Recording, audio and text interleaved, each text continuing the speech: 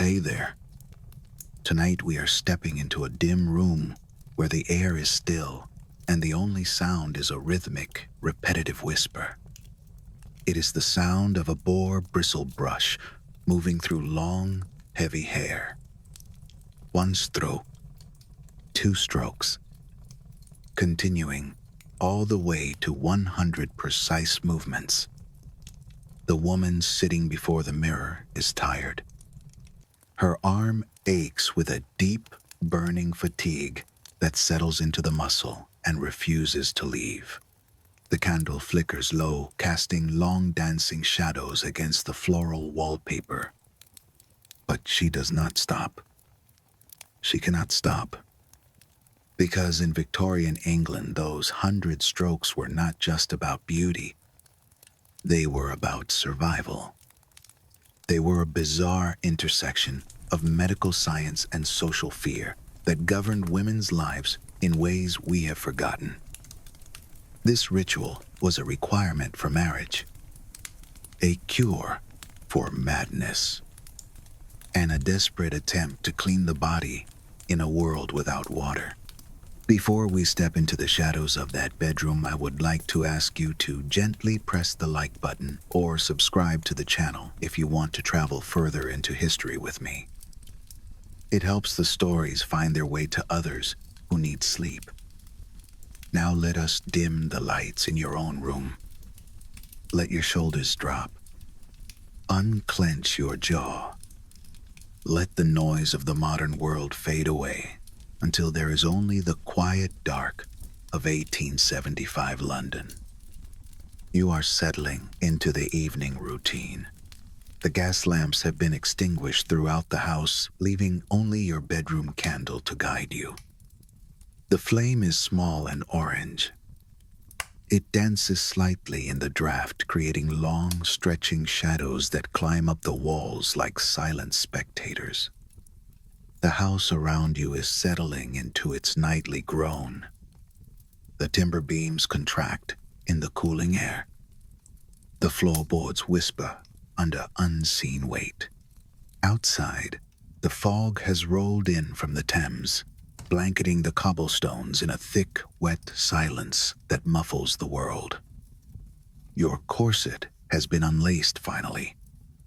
You can feel the sudden rush of breath returning to your ribs, a sensation of expansion that is both relieving and slightly dizzying.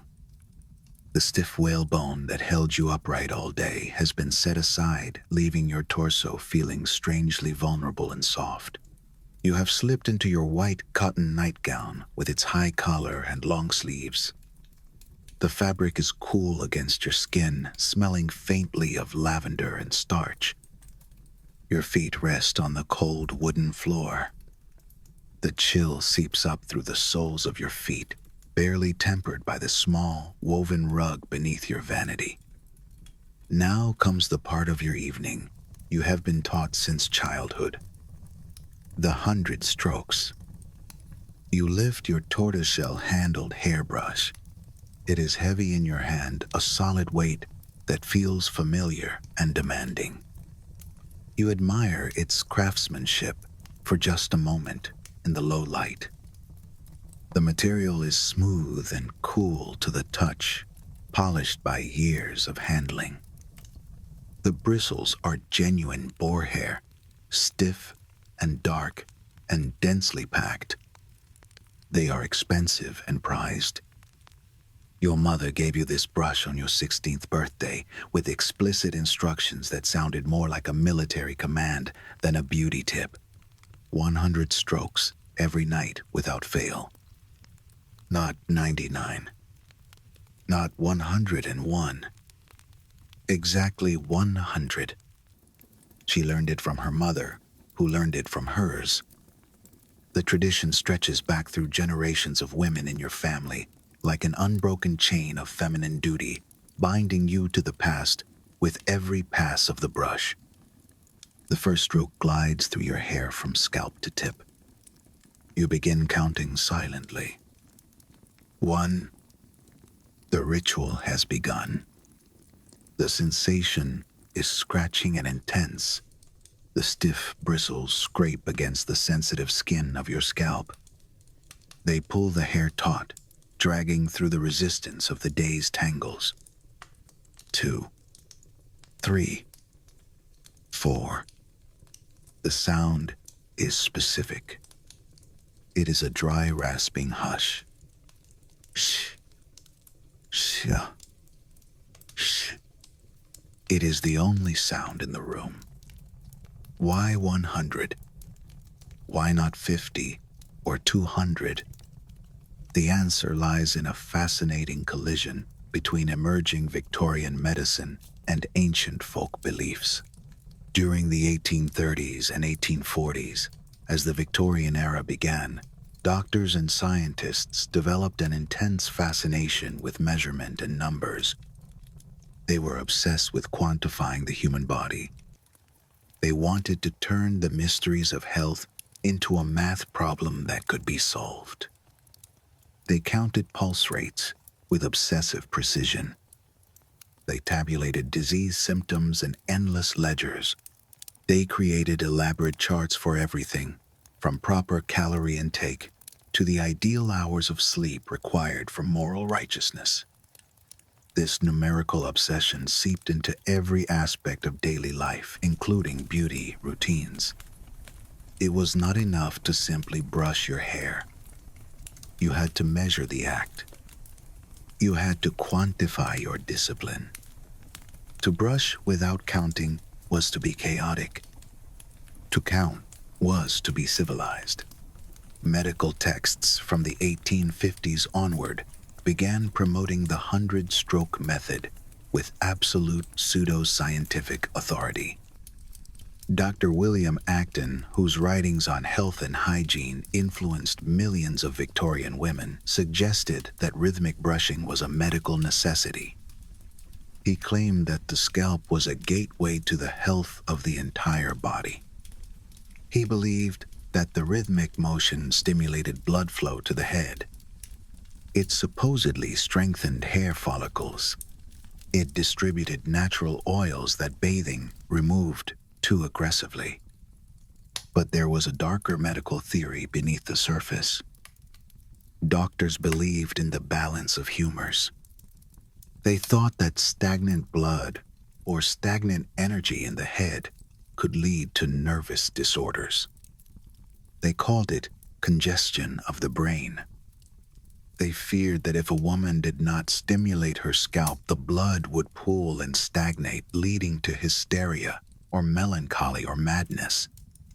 The brush was a tool to keep the blood moving, to keep the mind sane, to keep the humors flowing in their proper channels.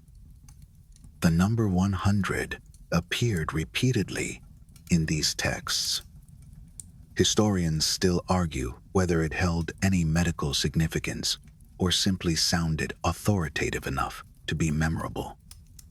It was a round number, a perfect number, a number that suggested completion.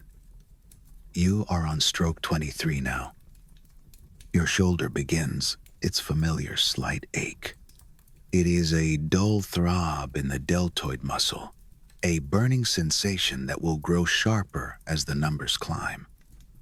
You have trained yourself to switch hands at 50, giving each arm equal work.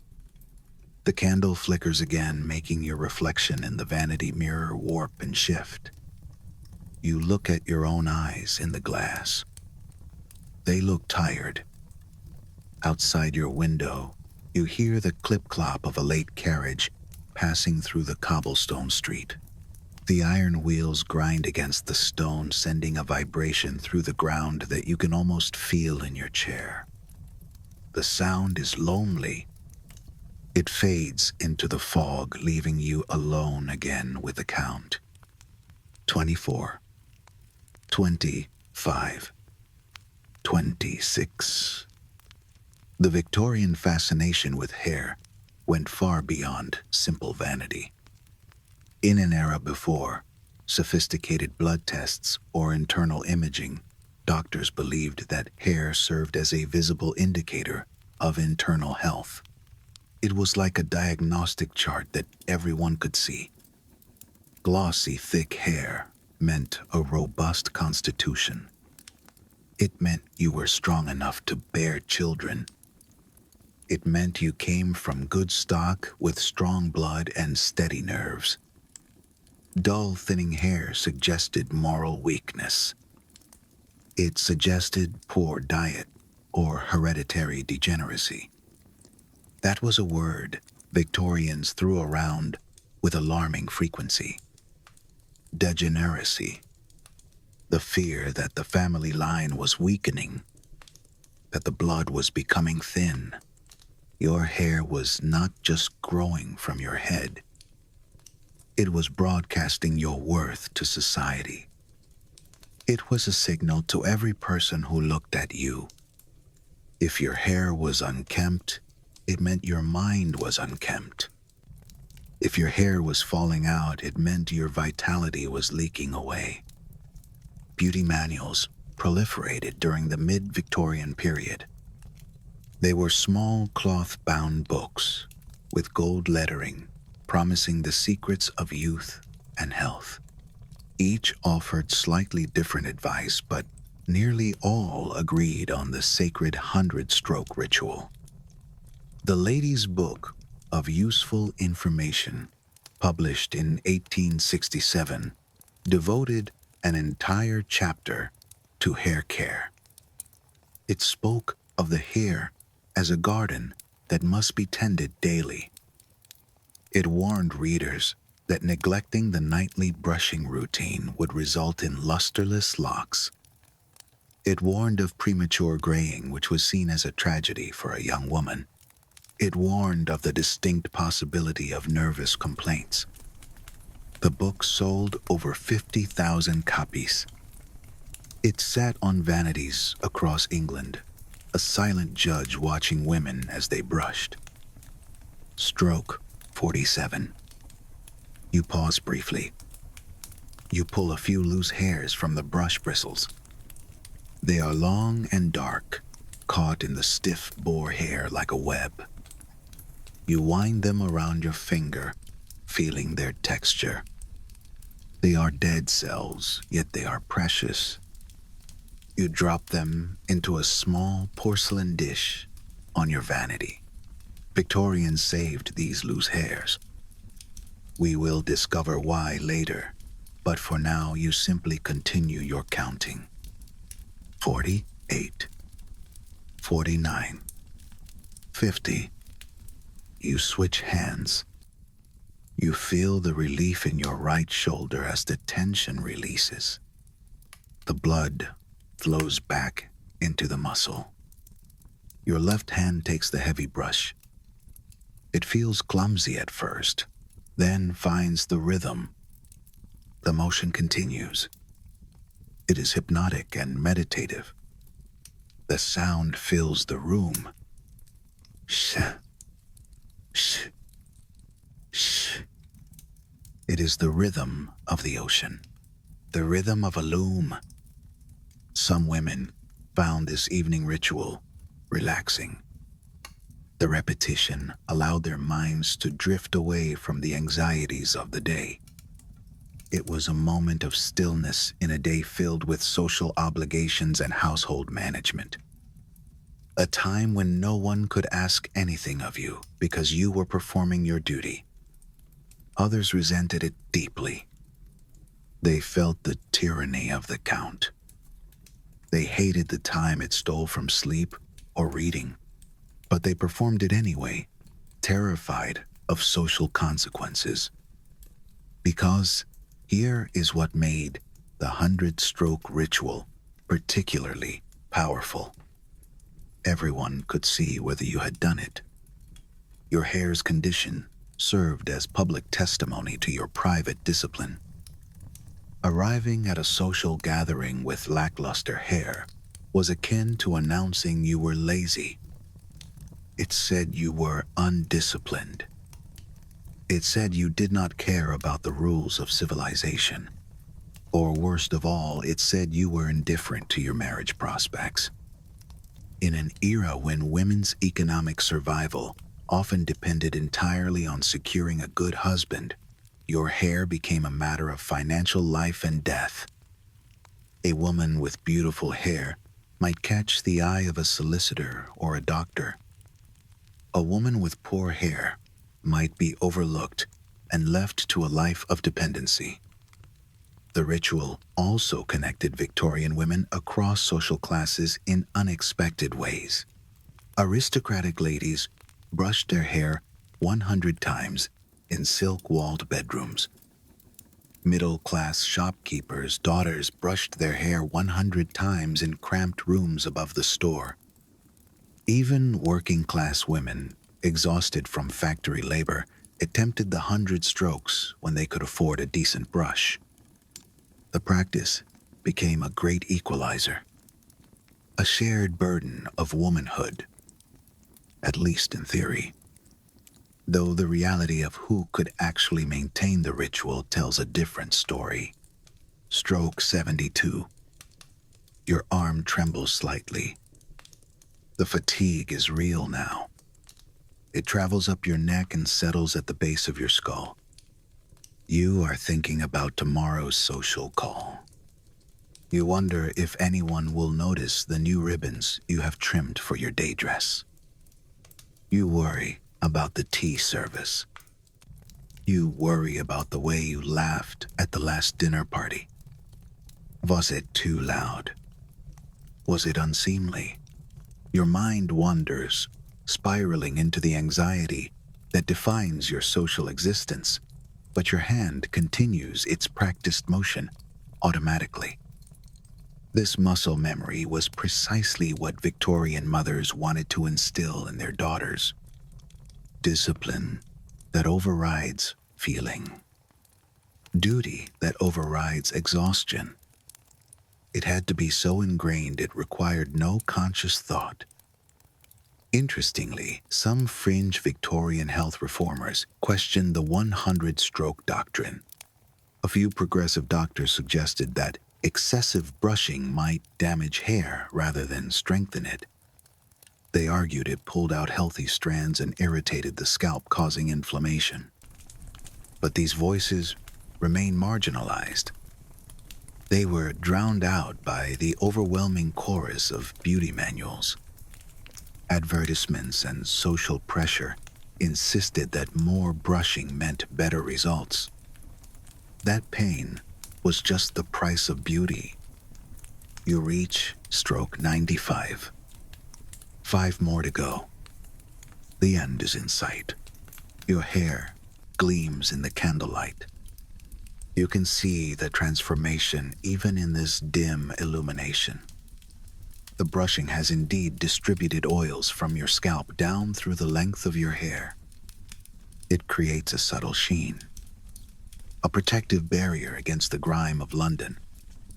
The Victorians were not entirely wrong about the technique's immediate cosmetic effects, even if their medical reasoning about humors and brain congestion was questionable. Ninety 9. 100. You set down your brush with a small sigh of relief and satisfaction. The wooden handle makes a soft thud against the vanity table. The sound marks the end of the day. Another night's duty completed. Tomorrow evening, you will do it all again. And the evening after that. And the one after that. Until you are too old to lift the brush yourself. At which point, if you are wealthy enough, a lady's maid will perform the ritual for you. Tonight, you have participated in one of history's most widespread and enduring beauty rituals.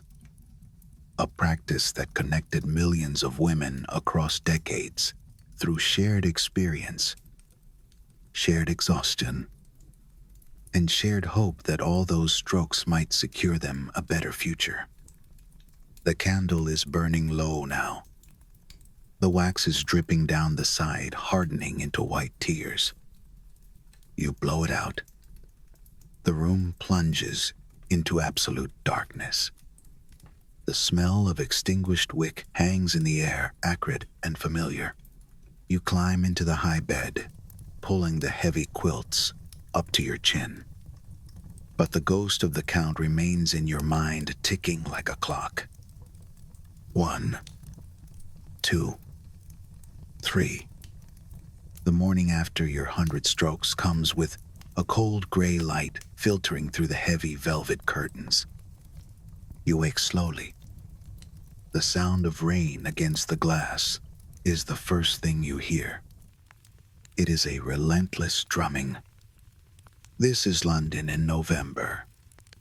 The sky is the color of slate, and the air inside the room is damp and chilly. You pull the quilt tighter for a moment, burying your face in the warmth, trying to delay the inevitable shock of the cold air. But you cannot hide forever. You rise and walk to the wash basin, your bare feet shrinking away from the icy floorboards. You stare at the cold water in the porcelain pitcher, and you feel a familiar sense of dread. It has been 3 weeks since your last proper bath. Not because you are lazy, not because you do not wish to be clean, but because bathing in Victorian England is an elaborate, expensive, and exhausting production that most people simply cannot manage frequently.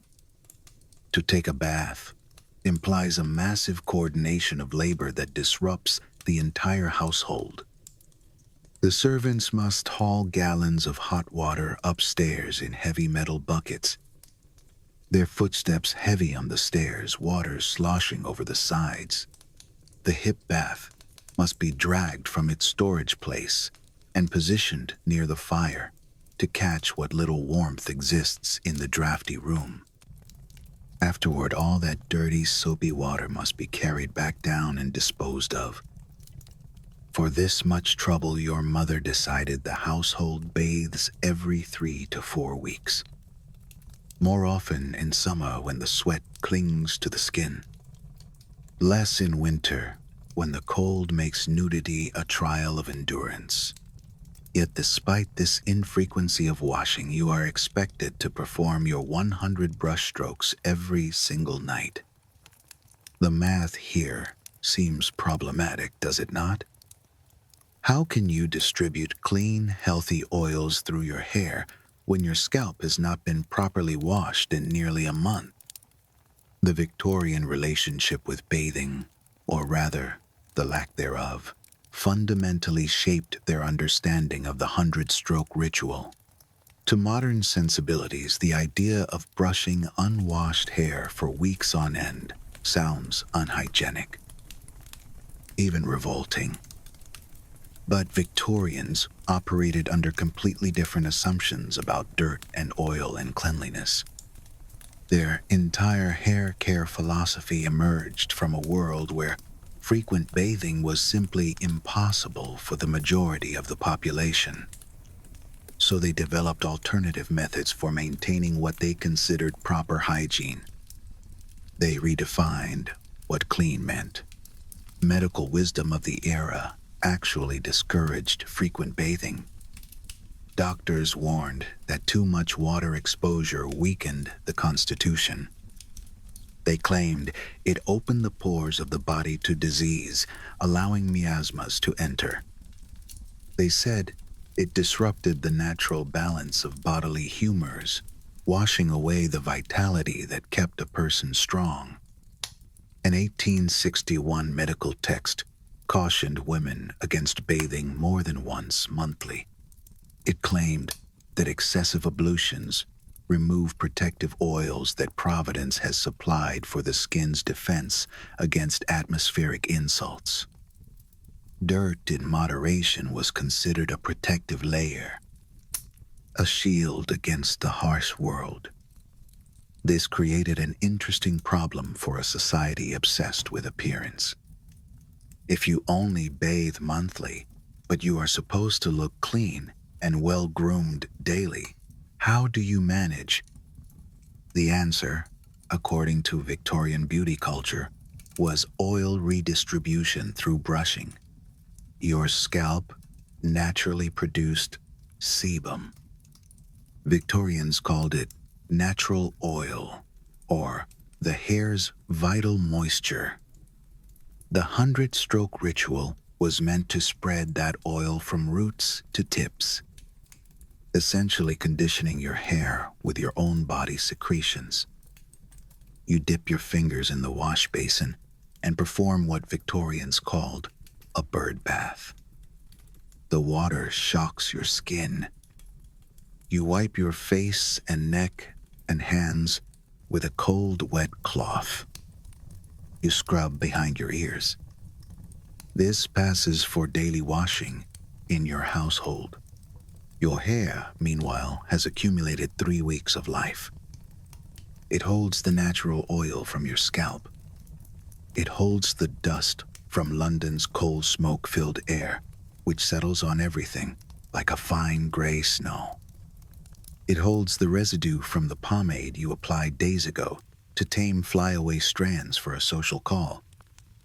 Tonight's 100 strokes are supposed to somehow transform this accumulation of grime into glossy, healthy-looking hair. The logic went like this. Oils near your scalp are fresh and clean, produced by healthy skin. Oils further down the hair shaft are older, possibly rancid. By brushing from roots to tips, you replace old oils with new ones, supposedly refreshing the hair without water. The 100-stroke count was meant to ensure complete distribution. Enough passes that every single strand received fresh oil from scalp to end. Did this actually work? Partially. Modern dermatology confirms that sebum does provide some protective benefits to hair, preventing breakage and moisture loss. Distributing it through brushing is not inherently harmful. It acts as a natural serum. But modern dermatology also confirms that accumulating weeks of unwashed sebum and environmental pollutants and dead skin cells is absolutely not ideal for scalp health. The itchiness many Victorian women complained of was likely due to this buildup. Victorians unknowingly lived with chronic low-grade scalp conditions that regular washing would have prevented. Dandruff, irritation, clogged follicles. Yet within their own context, the system made a certain practical sense. If you only bathed monthly, you needed some method for maintaining appearances between baths. The 100-stroke ritual served this function, making hair look better than it would if simply left alone. The glossy sheen that brushing created convinced Victorian women that their hair was clean and healthy, even when modern standards would judge it decidedly not clean. You lift your tortoiseshell brush and begin the nightly count. Stroke on. The bristles glide through more slowly than they did last week, catching slightly on accumulated grease. The sound is heavier. Less of a dry whisper, more of a slick friction. Stroke 2. You will need to clean the brush soon. It is collecting residue, and the bristles are losing their effectiveness. Stroke 3. You try not to think too hard about what you are actually doing. Redistributing 3 weeks of unwashed scalp oil through hair that has not seen shampoo since early October. Victorian chemistry had not yet developed modern shampoo. When women did wash their hair during baths, they typically used harsh lye soap, the same soap used for scrubbing laundry. It stripped everything from the hair and scalp, often leaving it dry and damaged and straw-like. This created a vicious cycle. Harsh washing damaged hair, so women avoided frequent washing. But infrequent washing led to oil buildup that made harsh soap necessary when they finally did wash. The 100-stroke ritual emerged as a compromise solution to this no-win situation. a middle path between the damage of soap and the shame of filth. Some women tried alternative cleaning methods between baths. Dry shampooing appeared in beauty manuals as early as the 1840s. They applied powdered orris root, or cornstarch, or fuller's earth to their roots.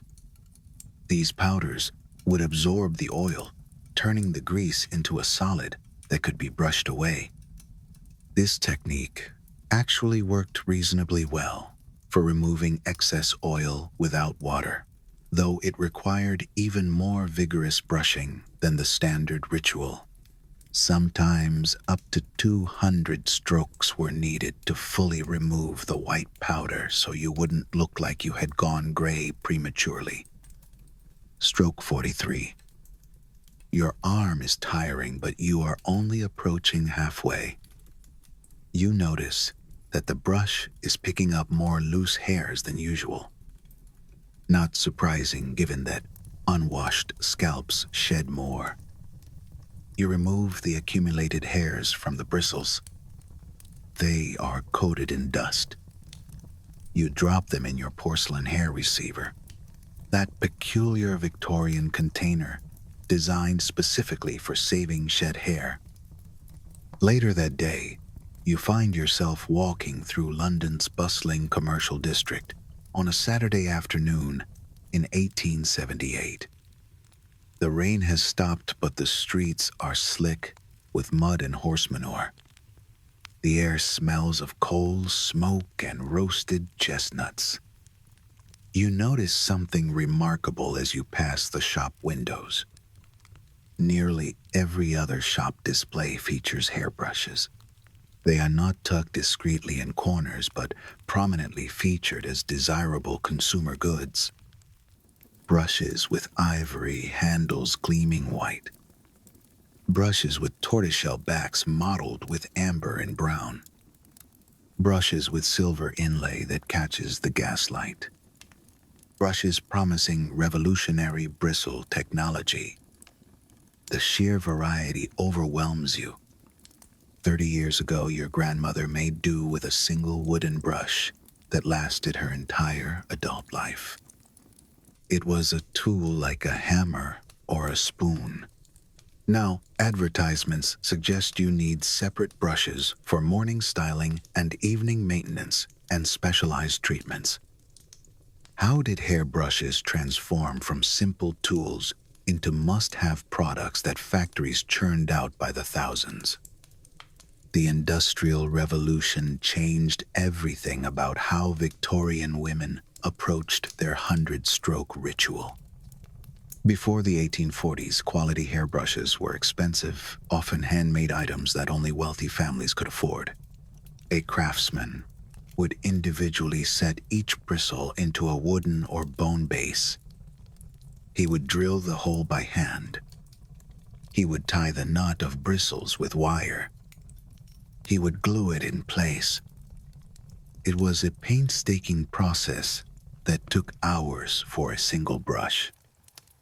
This made brushes precious heirlooms passed from mother to daughter. Your great-grandmother's brush, still kept in your family's attic, represents hundreds of hours of skilled labor. It is a relic of a slower time. Then came mechanization. By the 1850s, factories in Birmingham and Sheffield developed machines that could set bristles into brushbacks rapidly and consistently. What once took a craftsman hours now took machines minutes. The sound of the factory, the clanking of metal, the hiss of steam replaced the quiet tap-tap-tap of the craftsman's hammer. Production costs plummeted suddenly. The middle-class shopkeeper's wife could afford a decent boar-bristle brush. The working-class factory girl might save up for a simpler version. The 100-stroke ritual, previously an aristocratic practice, became democratized through industrial capitalism. It was sold to the masses. You pause before a shop window displaying the latest offerings from Kent brushes, established in 1777, but now riding the Victorian manufacturing boom. Their advertisement promises scientifically designed bristle patterns for optimal hair health. The brush costs 3 shillings. It is nearly a day's wages for a housemaid, but manageable for someone of your middle-class station. You notice the company has cleverly created different product lines. Premium brushes for wealthy customers made of exotic woods. Moderate options for the middle class. And basic models for working women made of rougher pine. Everyone can participate in the 100-stroke ritual, just at different price points. The marketing surrounding these brushes grew increasingly sophisticated as competition intensified. Manufacturers did not just sell brushes. They sold the promise of transformation. They sold hope. An 1875 advertisement for Mason Pearson Brushes, a company that still exists today, featured testimonials from satisfied ladies who claimed their hair improved dramatically after switching brands. My hair was dull and lifeless until I discovered the revolutionary rubber-cushioned brush, wrote one anonymous woman. Now, after my nightly 100 strokes with this superior instrument, gentlemen regularly compliment my lustrous locks. Whether that testimonial was genuine or invented by a clever copywriter remains unknown, but it worked. It played on the deep insecurity every woman felt. Mason Pearson brushes became status symbols, recognizable by their distinctive rubber cushion backing that supposedly provided better scalp stimulation. Owning the right brand of brush signaled not just wealth, but awareness of modern innovations and commitment to proper feminine maintenance. It showed you were a modern woman. Bristle quality became an obsession. The finest brushes used boar-bristles praised for being firm, yet gentle, excellent at distributing natural oils from scalp to hair tips. But genuine boar-bristles were expensive. They had to be imported. So manufacturers developed alternatives. Some used horsehair, which was cheaper but less effective. It was too soft to penetrate thick hair. Others experimented with plant fibers or early synthetic materials. The cheapest brushes used simple wooden pegs, barely better than running your fingers through your hair. You enter the shop. The bell above the door jingles. The air inside smells of wood polish and lavender. A clerk immediately approaches, eager to demonstrate the latest models. He wears a stiff collar and an eager smile. He shows you a brush with mixed bristles. Boar hair combined with stiffer plant fibers, supposedly designed to penetrate deeply for maximum stimulation while smoothing the hair's surface. You are skeptical but intrigued. The clerk explains that the brush's wooden back comes from beechwood, carefully shaped and polished to prevent snagging. He runs his thumb over the bristles, producing a sharp, rasping sound. The bristles are arranged in a specific pattern, he says, that promotes even oil distribution during the recommended 100 strokes. Notice how the clerk casually mentions the 100-stroke method, as if it is established scientific fact. That is not accidental. Brush manufacturers actively promoted the ritual because it increased brush sales. If women believed they needed to brush extensively every night, they would wear out brushes faster. The bristles would splay. The pads would crack. They would need replacements more frequently. The 100-stroke method created perfect recurring demand for what might otherwise be a once-in-a-lifetime purchase. You purchase a mid-range brush, not the cheapest, but not extravagantly expensive either. You count out the coins carefully. The clerk wraps it in brown paper and ties it with string. Walking home package under your arm, you are participating in a consumer economy that would have been unimaginable to your great-grandmother. You are not just brushing your hair. You are using a mass-produced tool to perform a socially mandated ritual, using a technique promoted by advertisers to solve a hygiene problem created by a lack of plumbing.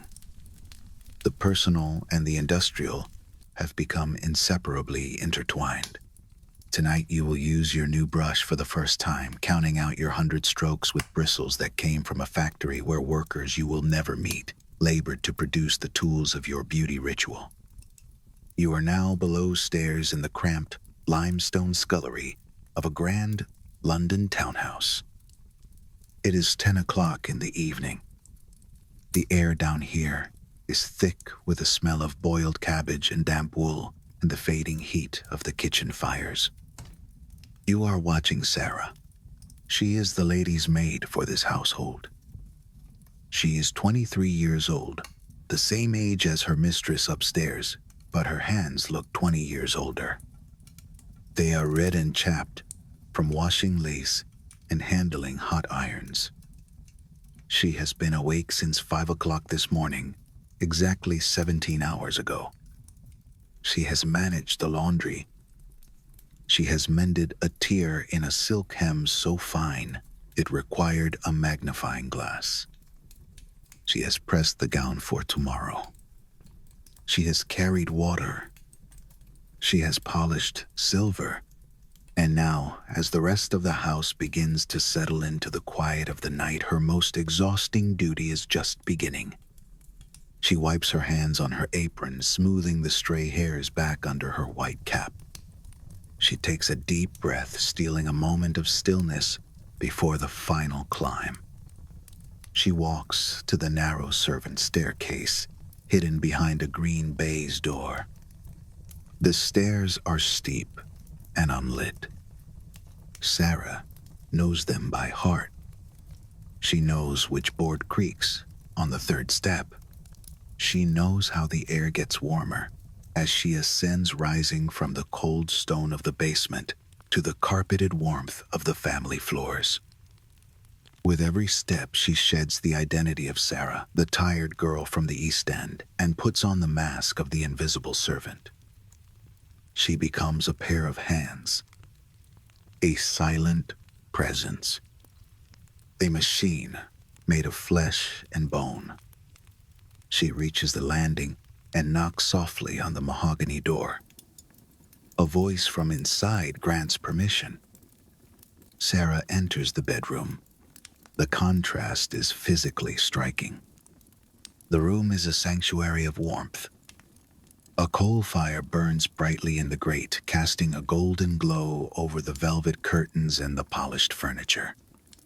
The air smells of beeswax and expensive rosewater perfume. It is a different world from the scullery below. Lady Ashworth sits at her vanity table, wrapped in a silk dressing gown. She is reading a French novel. She does not look up when Sarah enters. She does not need to. Sarah is part of the furniture. Sarah moves to the vanity. Her movements are efficient and practiced. She begins removing the pins from her mistress's elaborate day hairstyle. This is a delicate operation. The pins are sharp metal skeevers that have held the heavy coils of hair in place for 12 hours. Sarah finds them with her fingertips, gently working them loose one by one. Clink, clink, clink. They drop into the porcelain dish. The sound is sharp in the hushed room. Lady Ashworth sighs, turning a page of her book. She is relaxed. Her shoulders are loose.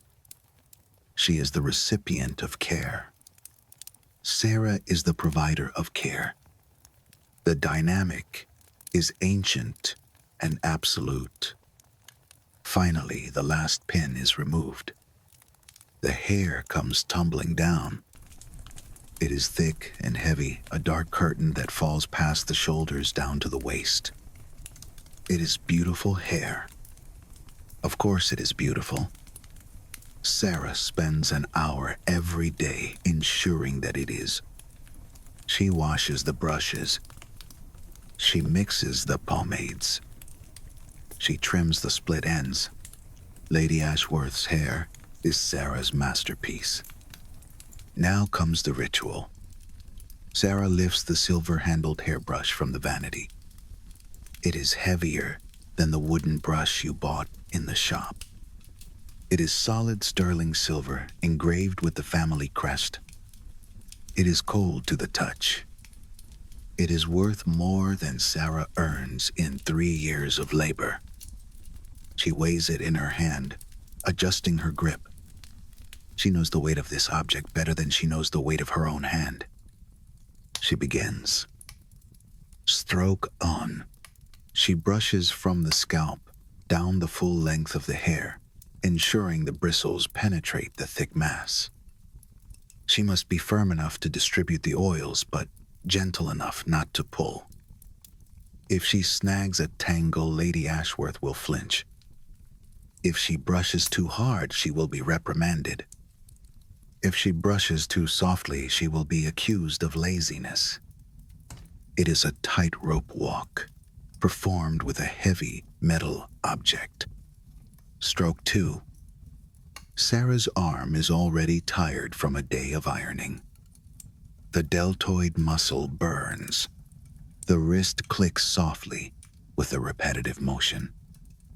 Stroke 3. Victorian household management manuals spelled out the lady's maid's hair care duties with exacting detail. The Art of Beauty by Madame Lola Montes, published in 1858, devoted an entire chapter to what employers should expect from their maids. The maid should brush with steady, rhythmic strokes, neither too vigorous nor too gentle. She should ensure complete coverage. She should stand in a position that does not crowd the mistress. She should breathe quietly. She should be invisible. The 100 strokes should take approximately 15 to 20 minutes. Any faster suggested carelessness. Any slower implied inefficiency. Sarah knows these rules. She has internalized them until they are part of her biology. Stroke 27. The silence in the room is heavy. The only sounds are the crackle of the fire, the turning of the book pages, and the rhythmic times of the brush. Sarah is right-handed. After 5 years of this nightly duty, her right shoulder sits slightly lower than her left. Her right arm is visibly more muscular. She has developed a repetitive strain injury, though the Victorians had no name for it. They just called it the lot of a servant. A deep aching throb that starts in the elbow and shoots up to the neck. It is a constant companion, a dull pain that sings her to sleep at night. But she cannot stop. She cannot switch hands because her left hand is not skilled enough to maintain the perfect rhythm. Stroke 42. The power dynamic inherent in this arrangement is profound. Lady Ashworth can relax. She can drift away into the story of her novel. She can even doze off her head, nodding slightly, while Sarah labors. The mistress's hair receives perfect care, while Sarah's own hair, tucked tightly under her cap all day, suffers from neglect. Sarah owns a brush. It is a simple wooden model with stiff pig bristles, purchased with carefully saved pennies. But by the time she climbs the stairs to her own attic room, it will be past midnight. She will be too exhausted to lift her arm again. Her own 100 strokes never happen. She was too busy performing someone else's. Sarah is a ghost in her own life. She exists to amplify the beauty of another woman. Some ladies' maids served multiple mistresses in the same household. A mother and 2 daughters, perhaps. This meant they might execute 300 or 400 strokes nightly, 400 repetitions of the same heavy movement. By the time they collapsed into bed, their arms would be trembling with spasms. Then came the 5 o'clock wake-up call, starting the cycle anew. The 100-stroke ritual, so valorized in beauty manuals as essential feminine self-care, became for these women a symbol of their servitude.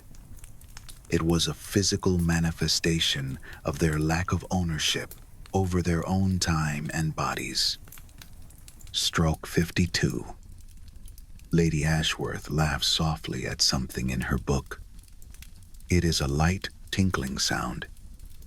She does not share the joke. Sarah wouldn't expect her to. The class divide is too vast. They might be the same age. They might both be women with hair that requires care. But they inhabit completely different universes, separated by a thin layer of silk and a silver hairbrush. One sits. One stands. One reads. One counts. One will inherit property. One will work until her body fails. Payment for this labor was surprisingly low. Ladies' maids earn more than ordinary housemaids, perhaps 20 pounds annually versus 10 pounds. But considering their specialized skills and the intimate nature of their work, the compensation hardly seemed adequate.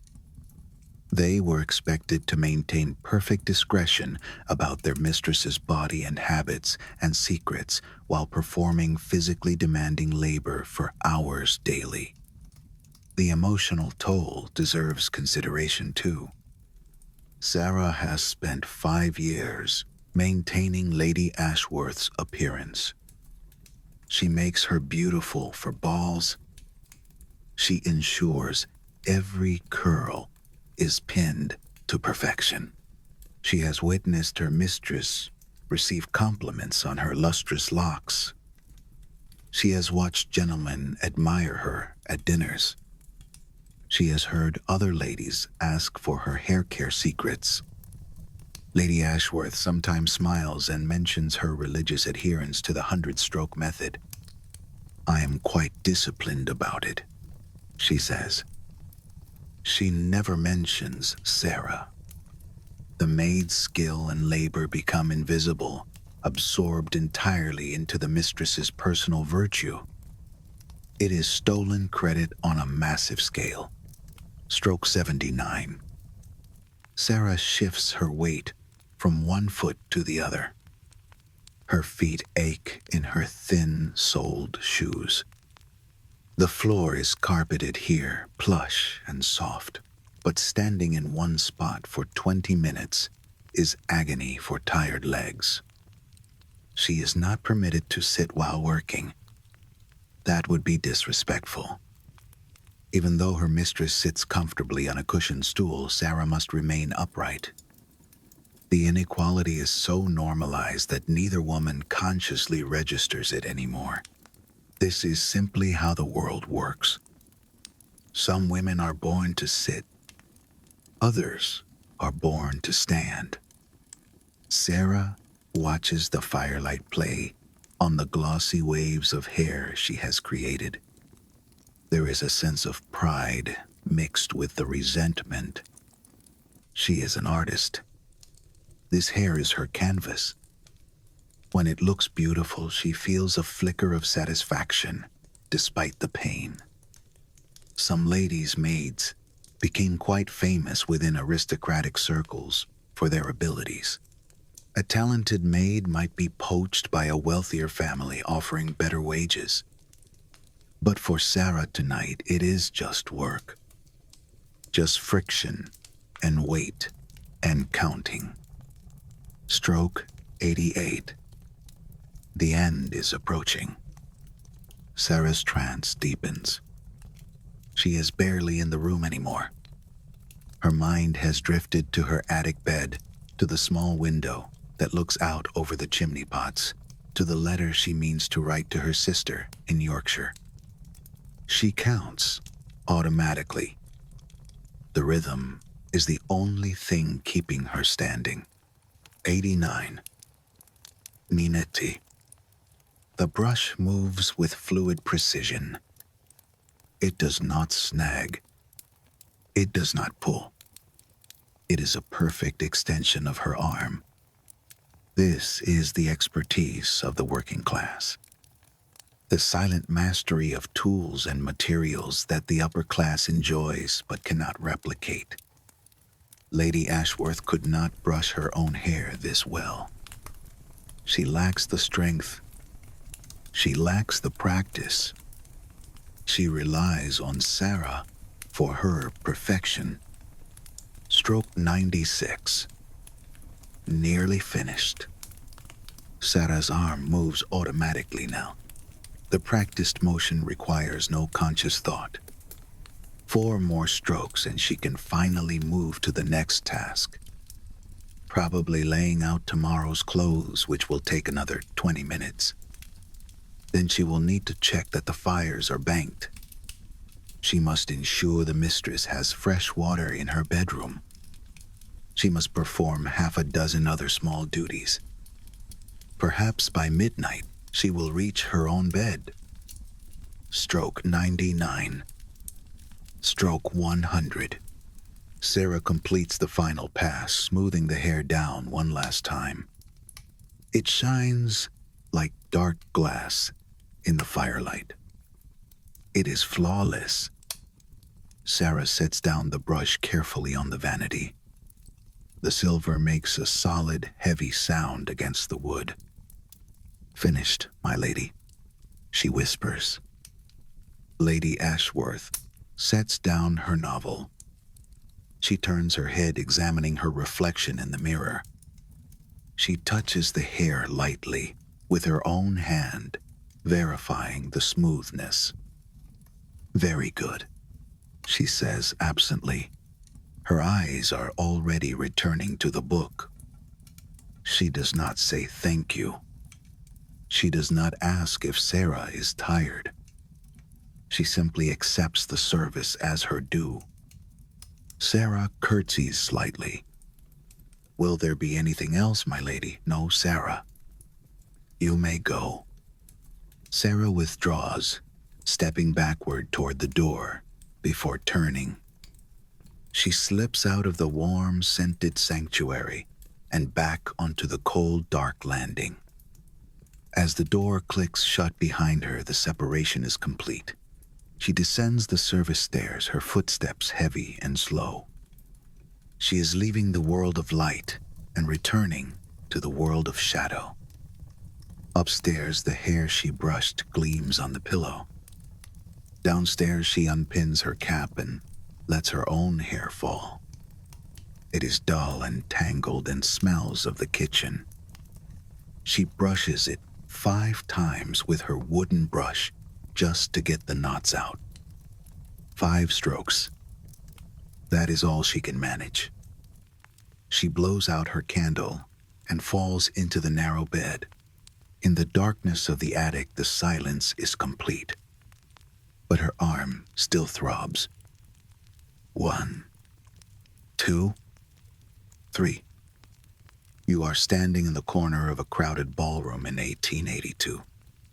The air is hot and heavy with the scent of tuberoses and burning beeswax candles. Hundreds of them flicker in crystal chandeliers overhead. The room is a sea of silk and satin. Colors swirl as couples dance the waltz. But you are not looking at the dresses. You are looking at the heads. Every woman in this room is participating in a high-stakes economic tournament, and her hair is her primary weapon. You are 21 years old. You are unmarried, and you are acutely aware that your entire economic future depends on attracting a suitable husband within the next 2 years. Your father's modest income means no substantial dowry waits to sweeten your marriage prospects. You have no land. You have no fortune. So what assets do you actually possess in this ruthless Victorian marketplace? You have your character, certainly. You have your accomplishments adequate: piano playing, passable watercolors, decent French. But these are common currency. Every girl has them. What you have that might set you apart is your hair. That thick, glossy, carefully maintained cascade of chestnut brown that reaches past your waist represents perhaps your most valuable commodity. It is your gold. It is your property. Every night as you complete your 100 brush strokes, you are not just maintaining your appearance. You are literally investing in your financial future, strand by strand. You are polishing the merchandise. The Victorian marriage market operated with brutal economic logic beneath its romantic veneer. Marriage wasn't primarily about love, though affection was considered a pleasant bonus. Marriage was a business transaction, a merger, a means of securing financial stability and producing legitimate heirs. Women entered this market with whatever assets they possessed and attempted to trade those assets for the best possible husband.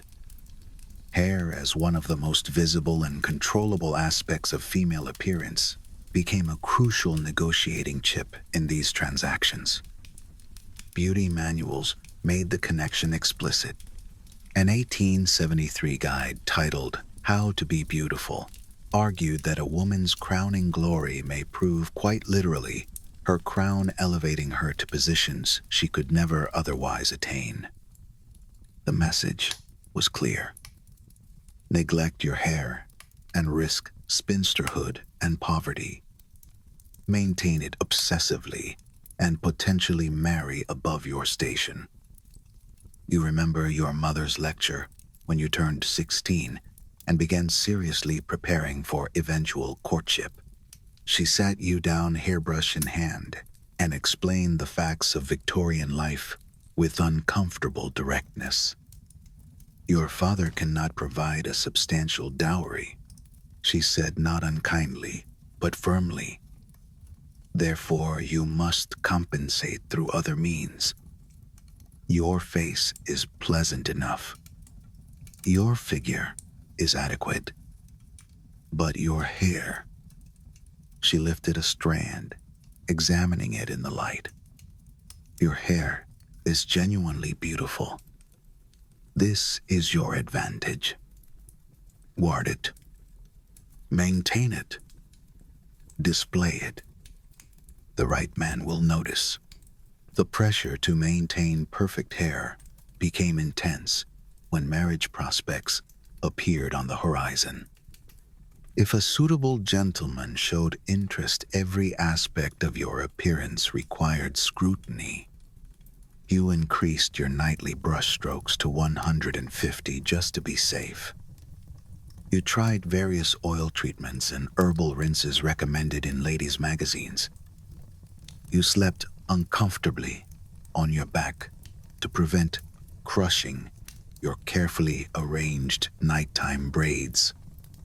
Your hair became a project, an obsession, a potential escape route from the limited options available to unmarried women.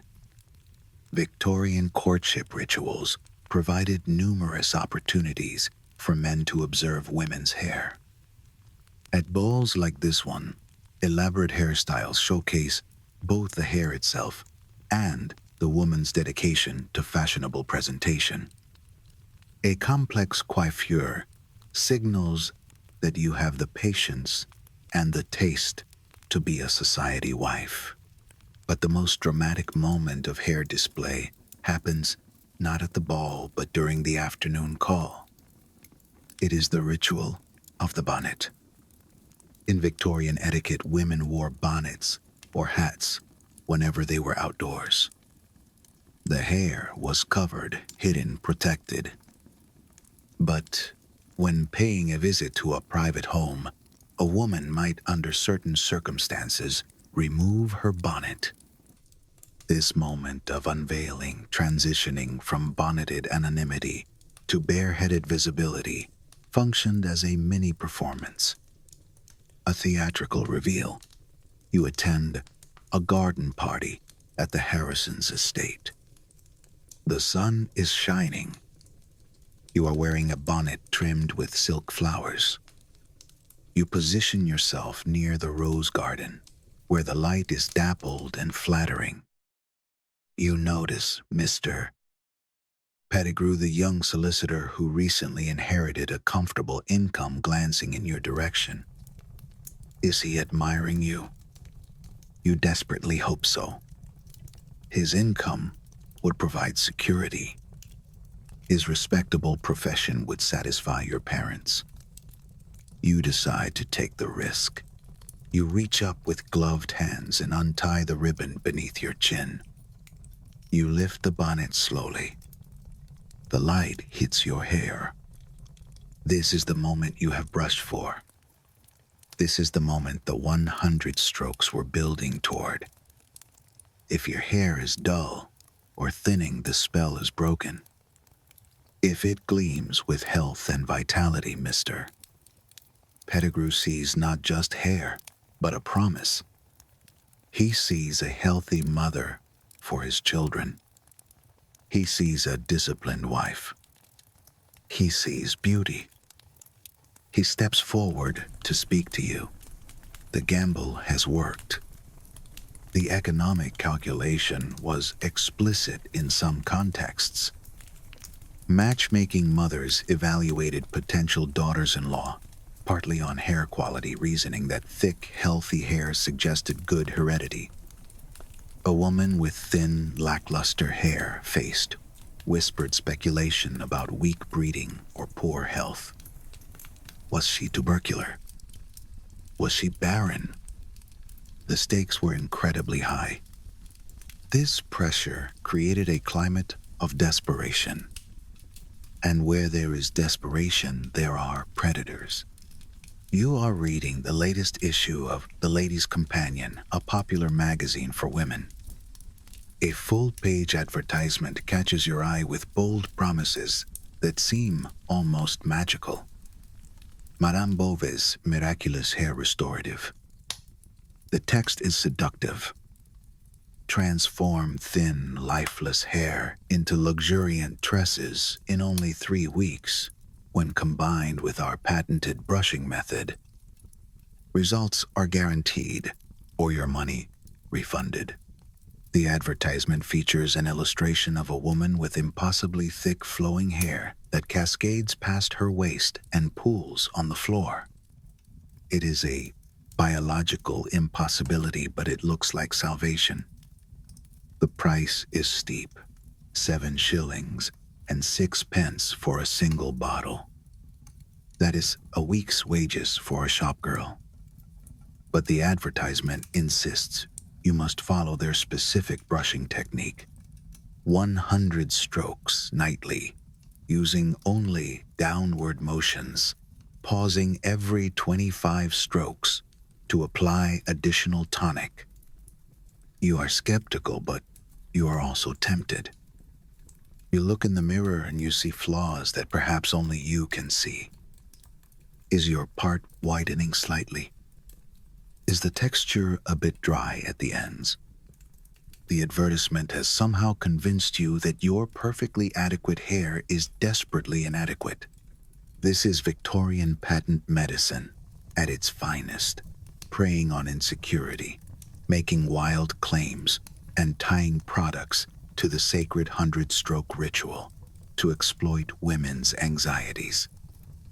The patent medicine industry exploded during the Victorian era, becoming a multi-million-pound business. It operated in a largely unregulated market where manufacturers could claim virtually anything. No government agency tested ingredients. No one verified advertising claims. If a company said their potion grew hair or prevented baldness, they could print that claim in newspapers without consequences. You decide to buy a bottle. You save your pin money for 2 months. You go to the chemist's shop. The bottle is amber glass with an elaborate paper label featuring the beautiful woman from the advertisement. It smells potent, a mixture of alcohol and heavy artificial rose perfume, and something sharp and chemical underneath. That evening, you begin the regimen. You brush 25 strokes. 1, 2, 25. You pause. You uncork the bottle. You pour a small amount of the liquid into your palm. It feels cold and thin. You rub it into your scalp. It stings. A sharp, burning sensation spreads across your skin. The instructions say this tingle means the medicine is working, stimulating the sleeping follicles. In reality, the tingle is likely caused by high-proof alcohol, or perhaps mild irritants like capsicum or cantharides, dried beetle powder. Some hair tonics contained ingredients that were genuinely harmful. Lead, mercury, arsenic. These toxic substances appeared in various Victorian beauty products. They could cause serious health problems, ranging from hair loss, ironic for a restorative, to organ damage and madness. But Victorian chemistry was not advanced enough for most consumers to identify dangerous ingredients, and manufacturers rarely listed complete formulas anyway, claiming proprietary secrets. You continue the ritual. 26. 50. Another application of the tonic. The fumes make your eyes water. You feel like a scientist in a laboratory experimenting on your own body. You are desperate to believe. The alcohol provides a temporary illusion of volume by swelling the hair shaft slightly before drying it out completely. The perfume makes you smell like a garden. You convince yourself it is working. You have heard stories about patent medicine fraud. Your friend Susan's mother spent 2 pounds on a hair growth serum that produced no results whatsoever. Another friend tried a color-restoring tonic that turned her scalp a violent shade of purple for a week.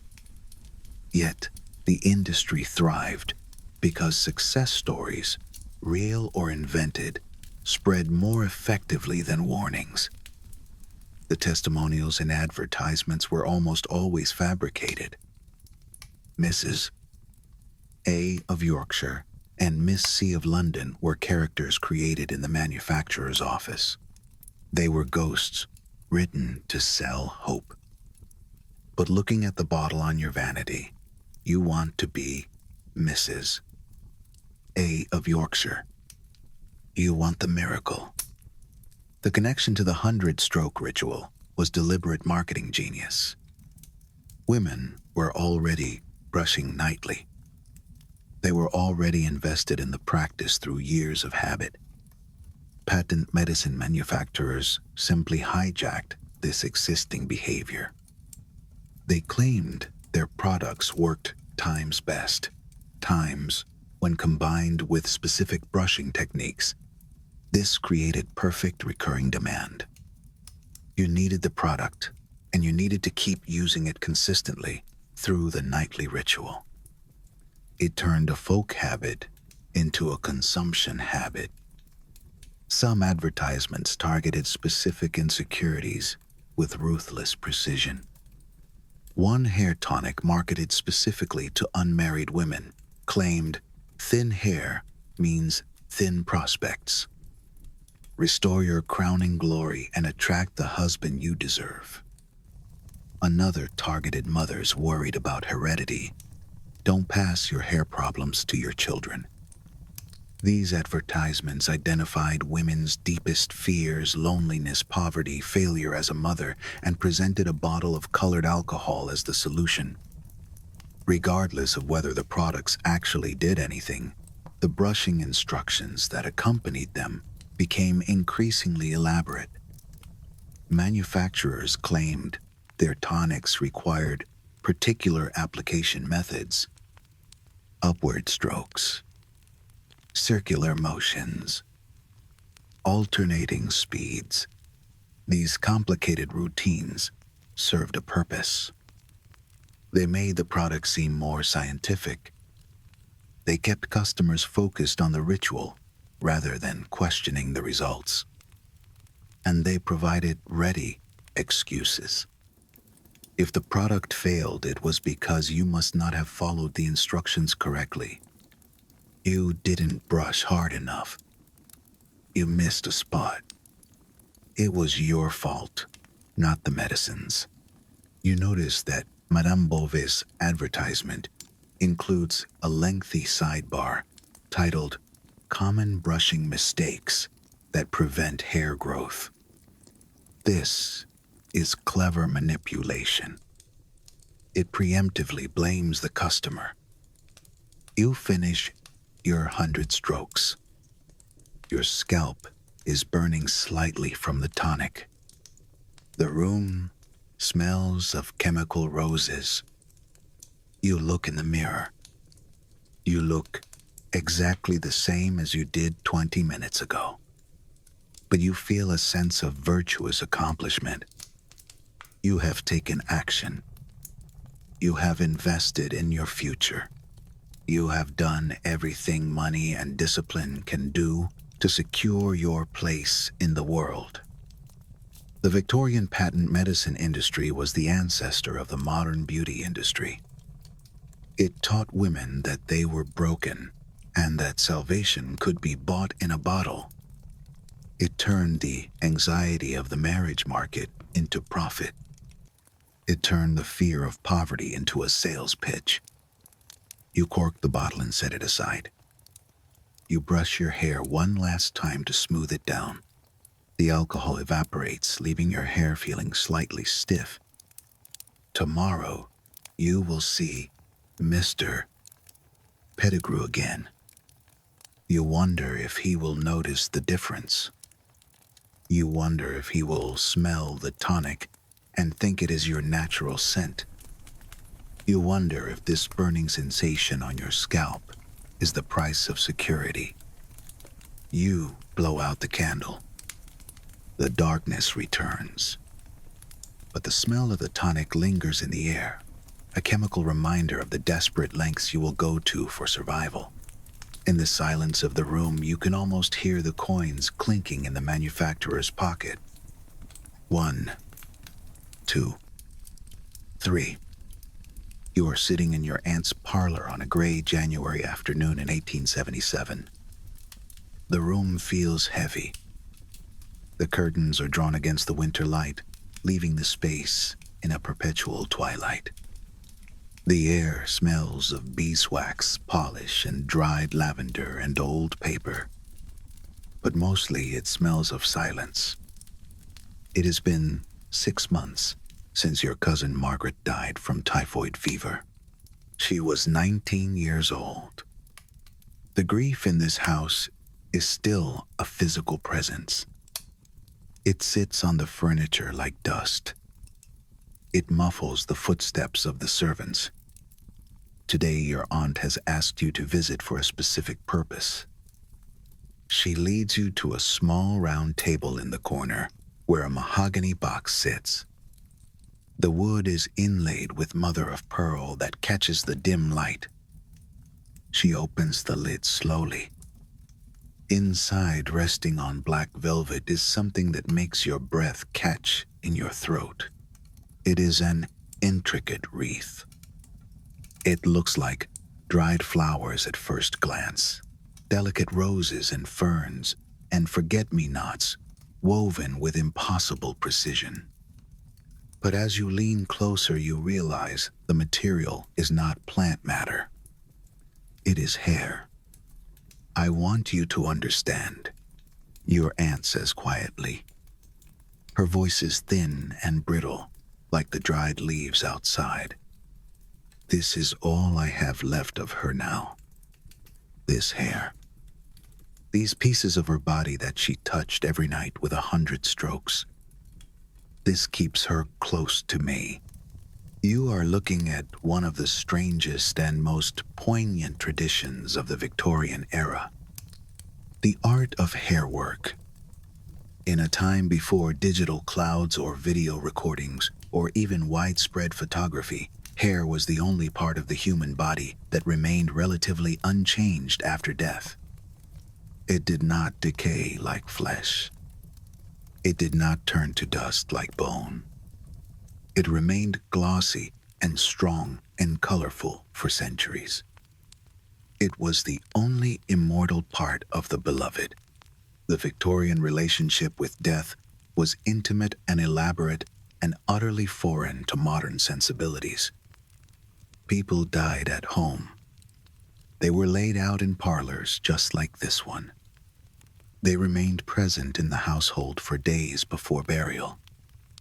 Death was not sanitized or hidden in hospitals.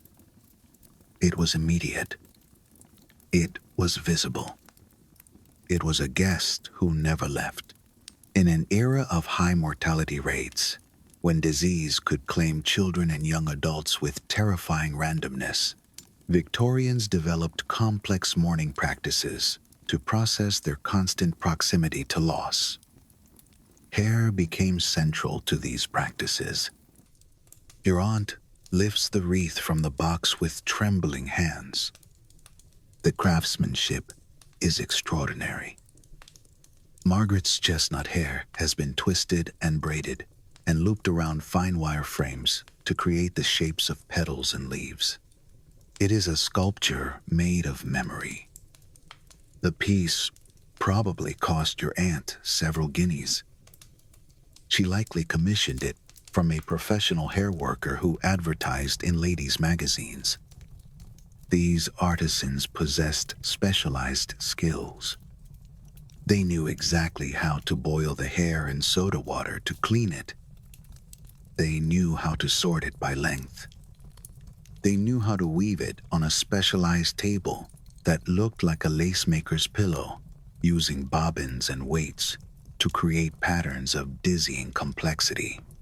The connection to the 100-stroke ritual becomes clear when you understand how this hair was collected. It was not cut from the corpse, though sometimes a lock was taken at the very end. Most of this material came from the hair receiver. You have one on your own vanity. It is a ceramic vessel, often painted with delicate violets or roses, with a hole in the lid the size of a finger. Every night for years, when Margaret brushed her hair, she would pull the loose strands from the bristles. Instead of throwing them away, she would wind them around her finger and push them through the hole in the receiver. Night after night, stroke after stroke, the jar filled up with her essence. It was a slow accumulation of self. If a woman died, her family possessed a ready supply of her hair that had been harvested during her most vibrant living moments. Your aunt shows you Margaret's hair receiver still sitting on what was her dressing table. It is like a reliquary. "I used to hear her," your aunt says, "every evening through the wall. The sound of her brush. 100 strokes. She was so faithful to it, so disciplined. Now I have these strands she left behind, and I am grateful for every single one. The practice extended beyond death. Living family members sometimes exchanged hair, jewelry, as tokens of affection. A mother might wear a brooch containing locks from all her children woven into a lover's knot. Sweethearts exchanged rings with hair braided inside the gold band before parting for long journeys. Friends traded hair bracelets as symbols of eternal connection. But the most significant use remained mourning, transforming the hair of the dead into objects that kept their memory tangibly present. To Victorians, this was not macabre. It was comforting. It was a way to refuse to let go completely, to hold a piece of the person who had gone. You examine the wreath again. The brown hair shines in the candlelight. It looks so alive. It is disturbing to think that the head it grew on is now in the cold ground while the hair itself remains here warm and beautiful in this box. The brush strokes you perform every night take on a new weight. You are not just grooming yourself for tomorrow. You are potentially creating the only thing that will remain of you in 100 years. You are manufacturing your own memorial. Every time you clean your brush, you are saving a piece of your history. The commercial aspect of mourning hair work sometimes verged on exploitation. Unscrupulous dealers sold genuine hair pieces that actually contained hair from strangers. Often poor women who sold their hair for income, or even horsehair dyed to appear human. Fraudulent memorial jewelry created additional grief for families who discovered years later that they weren't actually possessing their loved one's remains, but some anonymous substitute. But looking at your aunt's face, you know this wreath is genuine. She watched the hair accumulate. She knows the texture. She knows the color. The scene shifts. You are no longer in the quiet parlor. You are in a photographer's studio on a Tuesday morning in 1879. The smell here is different. It is sharp and chemical, the scent of collodion and ether and metal. You are trying desperately to remain perfectly still. A heavy iron stand stands behind you with a clamp that gently grips the back of your neck to keep your head from moving. The photographer is adjusting his large wooden camera beneath a black velvet cloth. He has already warned you that the exposure will take several seconds. Any movement, even a deep breath, will create a blur that ruins the image. You are acutely aware of your hair. It took 90 minutes to arrange this morning. Every strand must be perfect because this photograph will be permanent. It is unchangeable. It is a frozen record of your appearance that might survive for decades or even centuries. Last night, you completed not 100 but 200 brushstrokes in preparation for today's appointment. You were determined that your hair should appear flawless in its photographic immortality. The advent of photography transformed the 100-stroke ritual from a private discipline into a public performance, because now your hair's condition could be captured and scrutinized forever. Photography arrived as a commercial technology in the 1840s and became increasingly accessible throughout the Victorian era. By the 1870s, middle-class families could afford professional portraits. For the first time in human history, ordinary people could preserve accurate visual records of themselves. And this revolutionary technology changed how Victorians thought about appearance. Before photography, only the wealthy commissioned painted portraits. and paintings could be flattering. A painter could smooth a complexion. He could add volume to thinning hair. He could lie. But photography was brutal. It captured reality with unforgiving accuracy. Every stray hair, every uneven texture, every flaw became permanently visible. Victorian women approached photographic appointments with the same anxiety modern people feel before important events, knowing their appearance would be scrutinized. The photographer emerges from beneath his black cloth. He looks tired. "Chin up slightly, madam," he instructs. He is concerned about how the light catches your hair. Too much glare and the detail will be lost in a white washout. Too much shadow and your carefully arranged curls will appear flat and lifeless. Professional photographers developed expertise in lighting hair to show its texture and volume. They used reflectors and diffusers to manipulate the daylight that streamed through the studio skylights. Your hair's preparation for this photograph began weeks ago, really. You have been extra diligent with your 100-stroke ritual. You have avoided experimental hairstyles. You have consulted with your mother about the most flattering arrangement. This morning you washed your hair, a rare occurrence outside your regular monthly bathing schedule, because photographic studios recommended clean hair for optimal image quality. The entire enterprise feels like preparing for a trial. The audience won't be people at a single gathering, but potentially anyone who sees this photograph over the next 100 years. Your descendants. Strangers in antique shops. The camera lens looks like a giant unblinking eye. It judges you. The plate is ready. The photographer says, "Please remain absolutely still." He removes the lens cap. You freeze. You stop breathing. You count the seconds in your head. 1, 2, 3. You are conscious of the clamp on your neck. It is cold and rigid.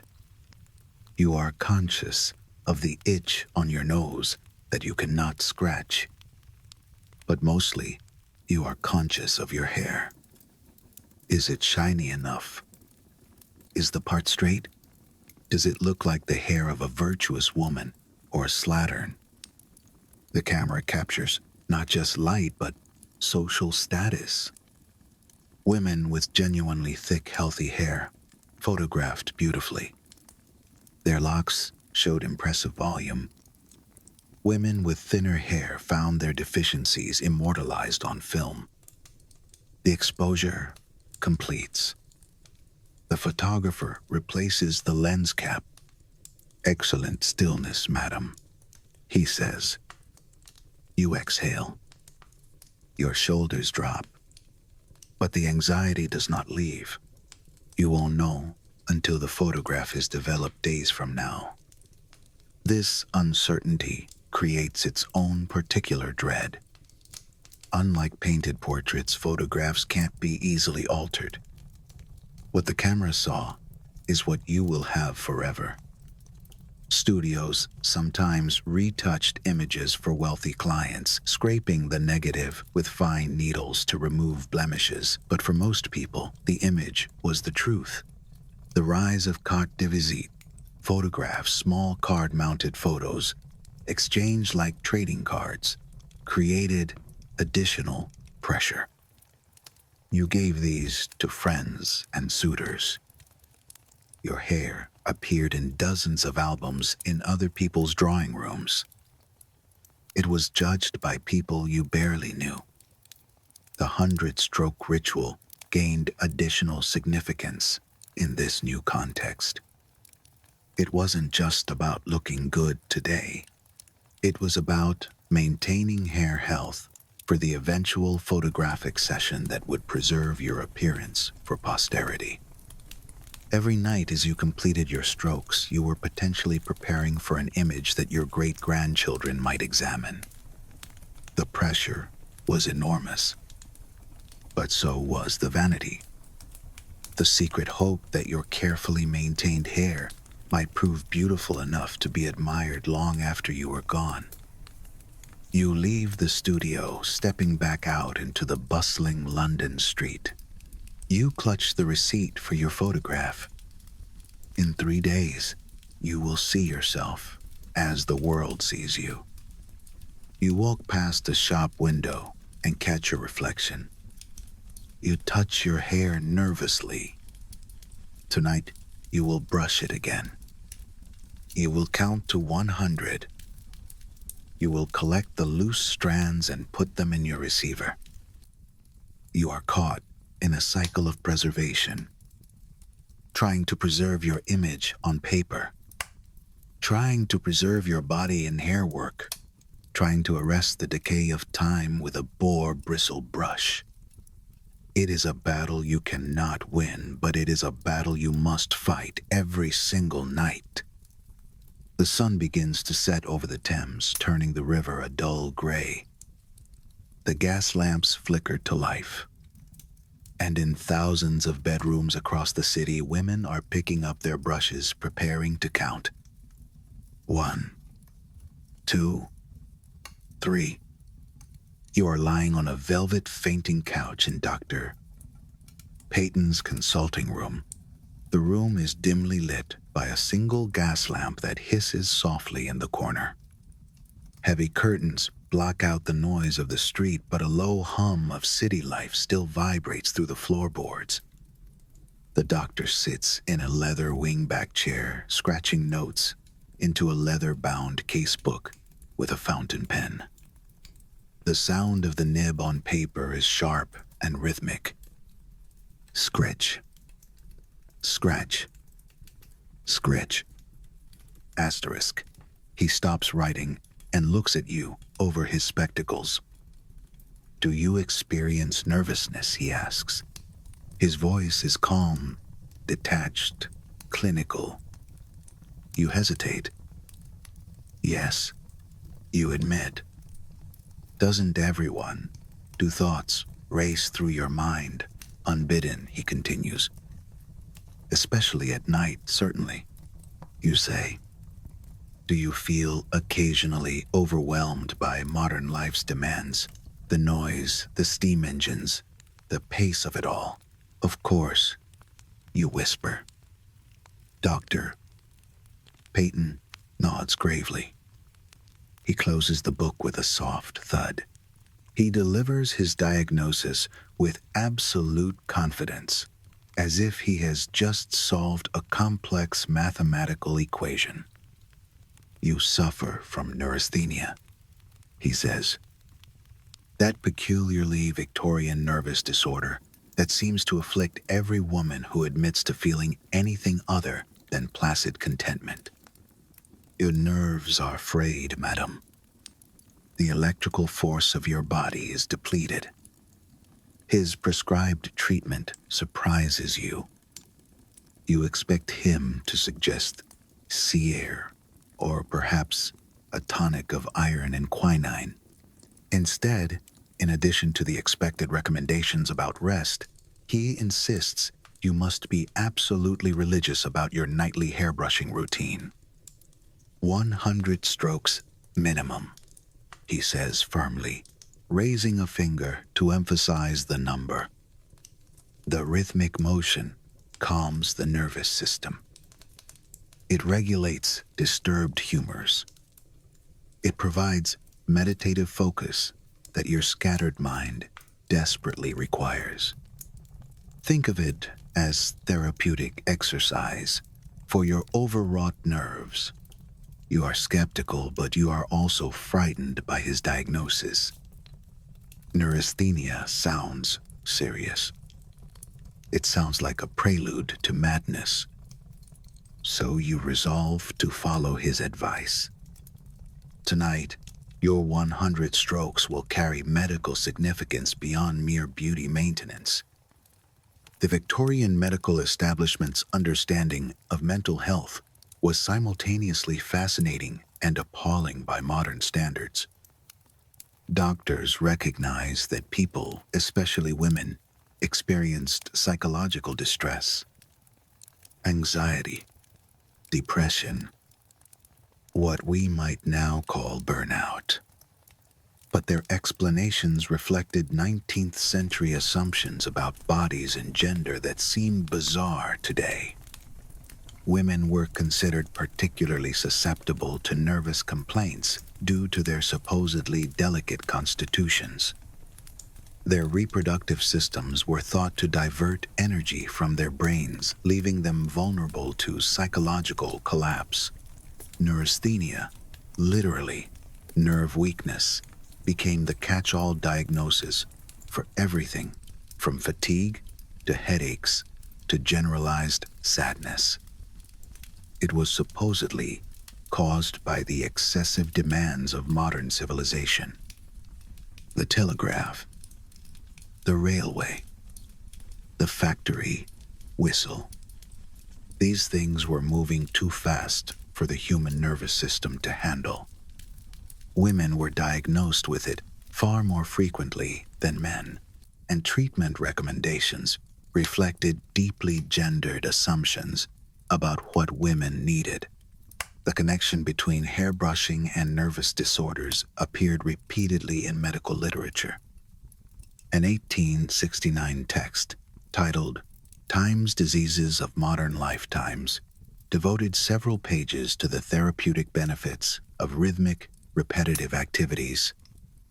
Hairbrushing was specifically mentioned alongside knitting and embroidery as activities that combined gentle physical exertion with meditative focus.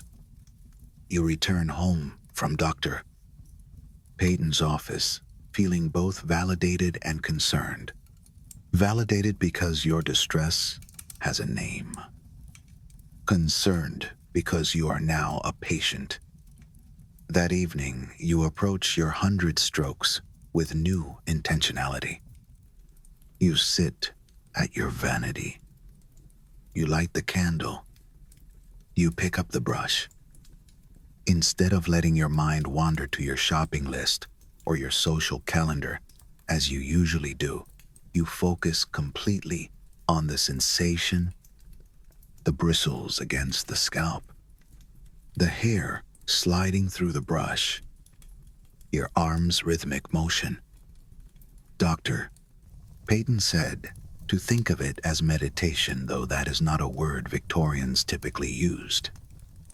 You are supposed to clear your mind. Focus on the repetition. Let the counting occupy your consciousness completely. 1, 2, 3. The strokes become a kind of mantra, a physical chant. The concept wasn't entirely nonsensical.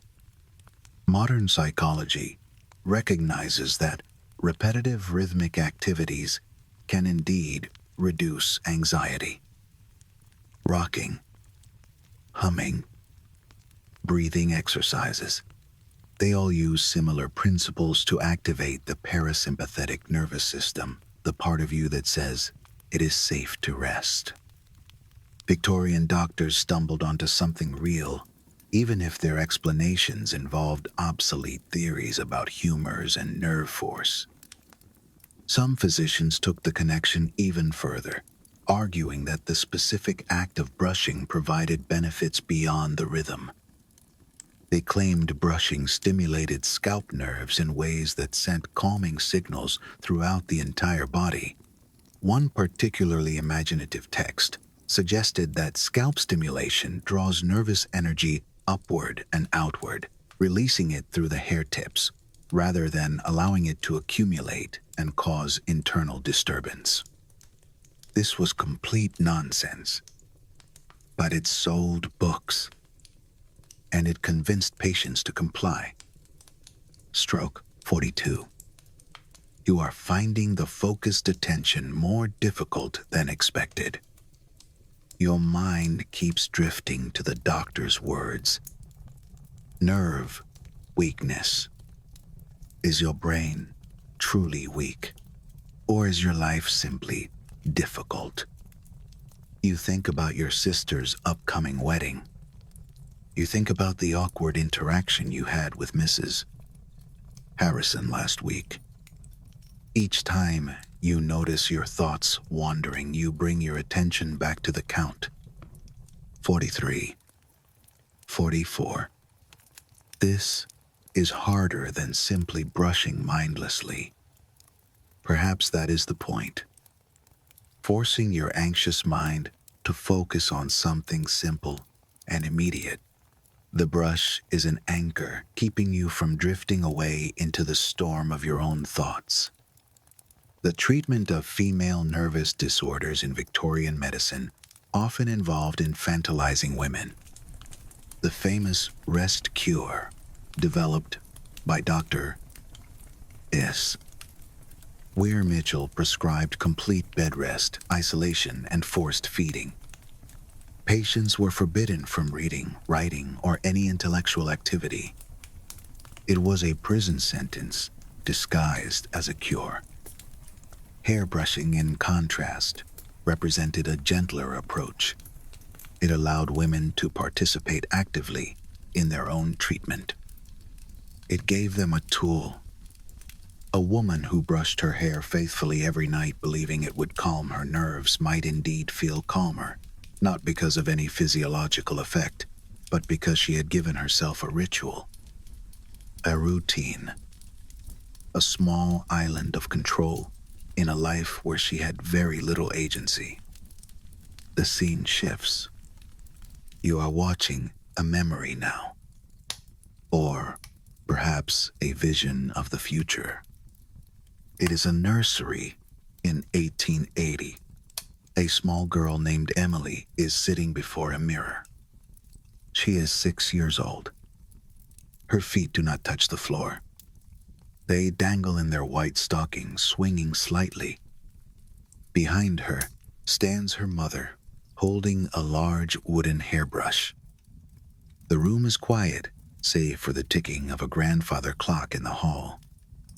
Tick, tock, tick, tock. Asterisk. The atmosphere is heavy with expectation. 1. The mother counts aloud, pulling the brush through Emily's fine blonde hair. The child winces.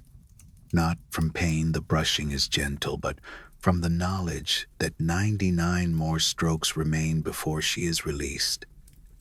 Must we do this every single night? Emily asks, in a small voice.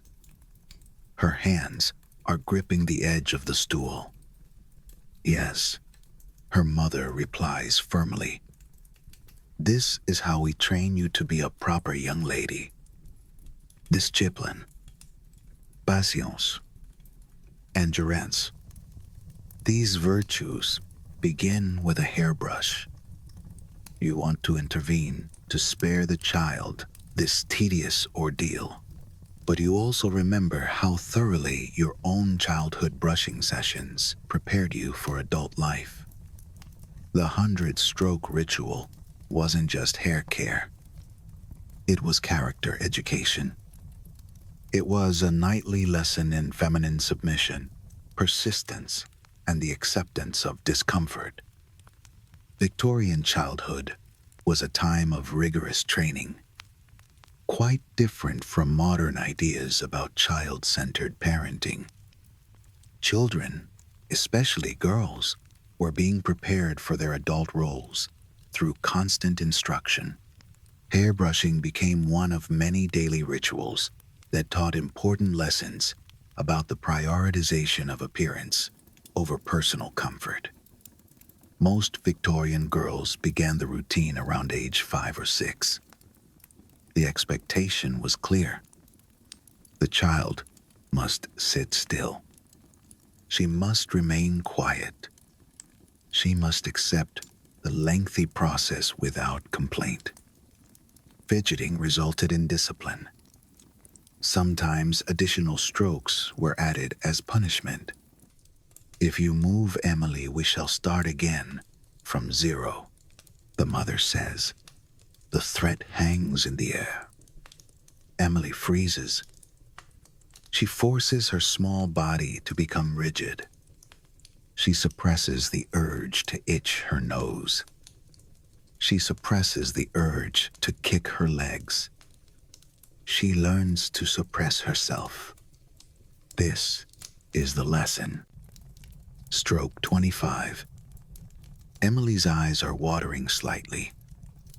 Not from physical pain, but from the sheer, overwhelming tedium of forced stillness.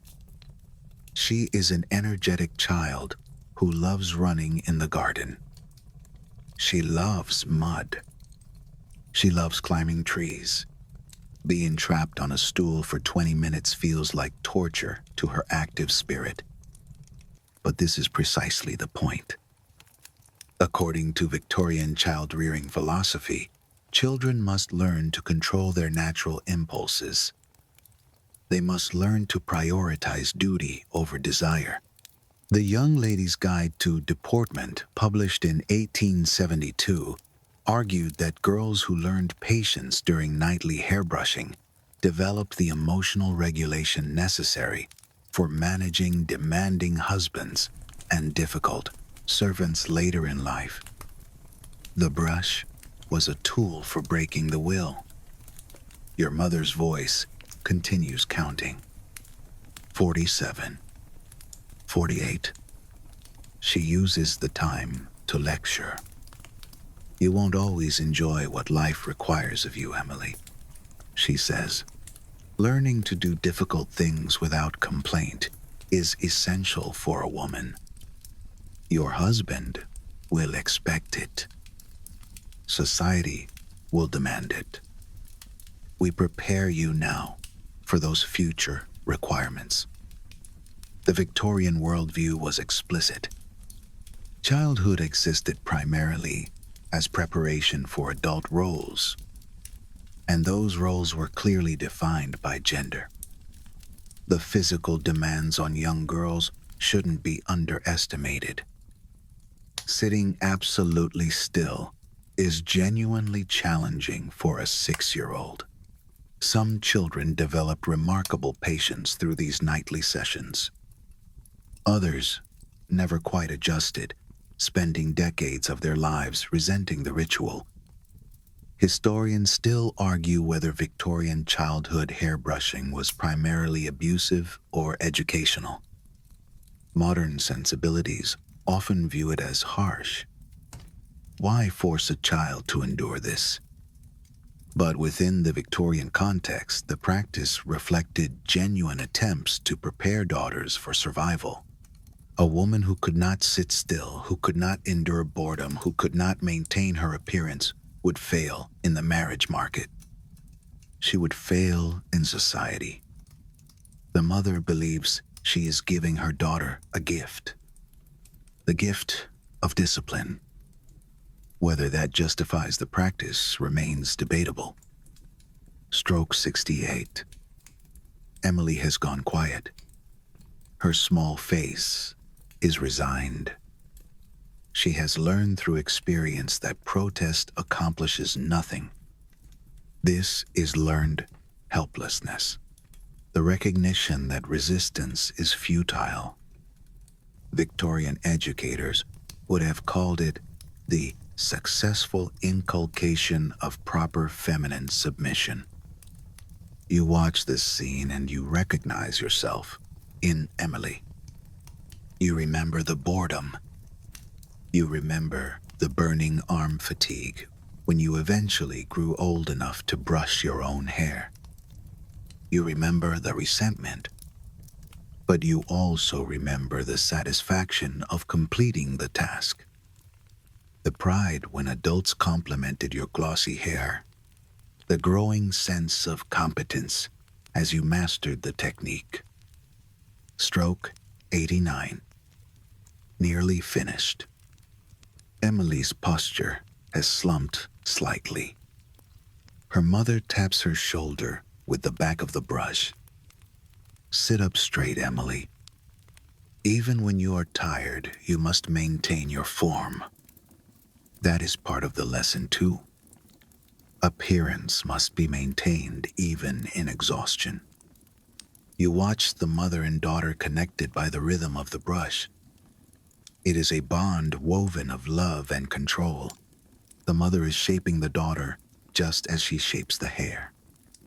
Smooth, orderly, controlled, tangle-free. 99. 100. The mother sets down the brush. Emily immediately slides from the stool. Freedom regained. She runs to the window to look at the rain. Her hair looks beautiful, glossy and smooth and gold in the lamplight. By Victorian standards, the session was entirely successful. The child's hair was cared for. Discipline was enforced. Feminine submission was practiced. Emily runs off to play with her doll in the final hour before bedtime. Her ordeal is complete for another day. But tomorrow night, the ritual will repeat. And the night after that. And after that for years to come, until it becomes so habitual that Emily can barely remember a time when she didn't spend 20 minutes nightly brushing her hair. The ritual will shape her spine. It will shape her patience. It will shape her understanding of what it means to be a woman. Ready or not, willing or not, she is being trained for that future, one brushstroke at a time. The nursery grows dark as the fire dies down. The only sound left is the ticking clock, counting down the seconds of her childhood. Tick, tock, tick, tock. Asterisk. You are now thousands of miles away from the gray fog of London. You are sitting on a veranda in Bombay in 1885. The air is not cold here. It is heavy and wet and thick with heat. It presses against your skin like a warm, damp blanket. You are the wife of a British colonial officer, and you have brought your Victorian habits with you across the ocean. But India is fighting them. The humidity is a relentless, invisible force. It curls the paper on your writing desk. It mildews your leather shoes. And it destroys your hair. You sit before your mirror in the sweltering afternoon trying to perform the ritual that defined your girlhood. You lift the heavy silver brush. You attempt to pull it through your hair, but the brush does not glide. It drags. It pulls. It gets stuck. Your hair, which was smooth and glossy in England, has reacted to the tropical climate by swelling and frizzing. It creates a friction that makes every stroke a battle. You are sweating. A trickle of moisture runs down your neck, soaking into the high, stiff collar of your dress. You are trying to be a proper English lady in a climate that demands you be something else entirely. Across the room stands Lakshmi. She is the ayah your husband hired to care for the children. She is watching you with a quiet, unreadable expression. Her hair is black and thick and reaches down to her hips. It is heavier than yours. It is longer than yours. But it is not frizzy. It is smooth and contained and gleams with a dark luster. She does not brush her hair the way you do. She does not count to 100. She does not fight the climate. She works with it. Earlier today, you watched her morning routine. She sat on a woven mat. She poured oil into her palm.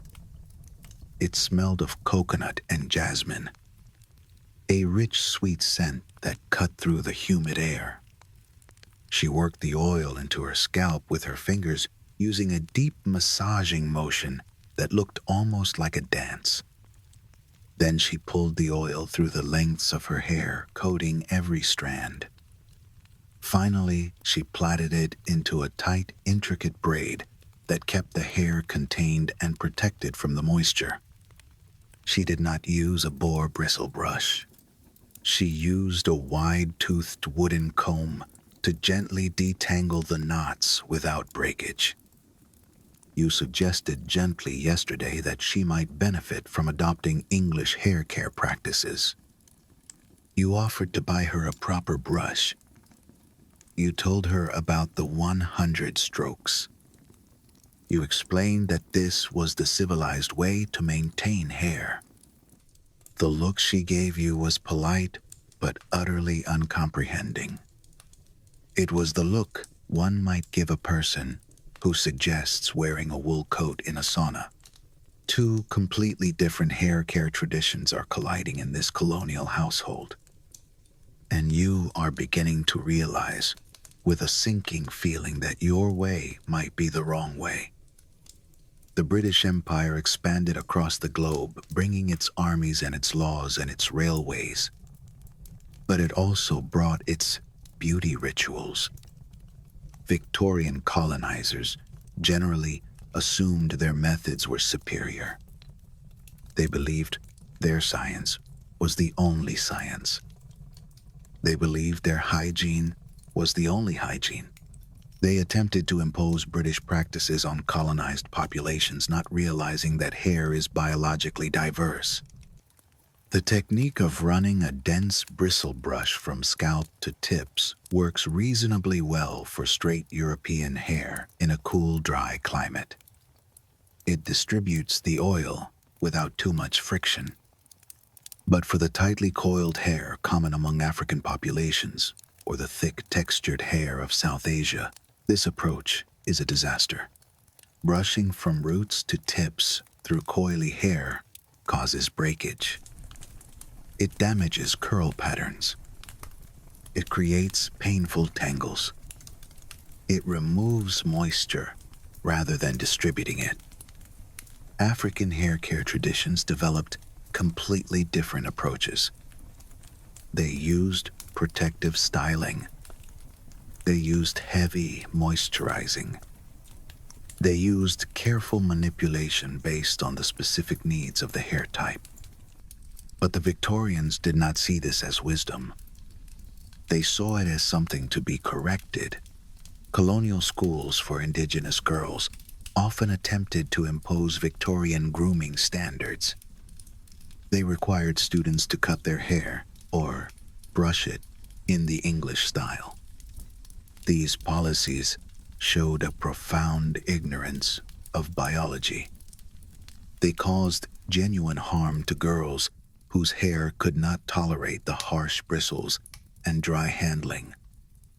You look back at your own reflection. Your face is flushed. Your arm aches, not just from the exertion, but from the heat. You are fighting a losing battle. The oil from your scalp is not distributing. It is sitting heavy and sticky on the roots, while the ends of your hair are dry and brittle. The humidity has defeated the boar bristles. You put the brush down. It makes a clatter on the glass top of the vanity. You look at Lakshmi again. Her braid is perfect. It will stay neat all day. It will protect her hair from the sun and the damp. You realize that she knows something you do not. She possesses a knowledge of this place and this climate that your beauty manuals back in London never mentioned. You feel a sudden, strange impulse. You want to ask her for the oil. You want to throw away the silver brush. You want to stop counting. This moment of doubt is significant. It is the crack in the foundation of your certainty. The 100-stroke ritual was supposed to be a universal truth, a medical necessity, a moral imperative. But here in the heat of Bombay, it is just a foolish woman hitting herself with a stick. You pick up the brush again, because habit is stronger than logic. You continue counting. 40 fell. 43. But your heart is no longer in it. You are performing a ritual that belongs to a different world. A world of cold rain and coal fires. Not this world of monsoon and mangoes. You are a stranger here, and your hair knows it even if you refuse to admit it. Time moves forward. The scene dissolves. The heavy heat of India fades. The Victorian era ends not with a whimper, but with the shattered roar of the Great War. It is 1924. You are sitting in a tea shop in London. The air is cool and smells of cigarette smoke and rain. You are older now. Your hair is graying. You still brush it every night. But you are watching a young woman 2 tables away. She is perhaps 23 years old. She is dressed in a dropped waist dress that ends at her knees. It is a scandalous length by the standards of your youth. She is smoking a cigarette in a long holder. She is laughing, but it is her hair that holds your attention. It has been cut short. It is a bob. It barely reaches her jawline. It is sleek and sharp and modern. It defies every principle you were raised to believe about feminine beauty. For centuries, a woman's hair was her crowning glory. It was her asset. It was her identity. To cut it was a sign of madness or illness or disgrace. And now, in less than a decade since the war ended, everything has changed. Young women are walking into barbershops. They are sitting in the chairs previously reserved for men.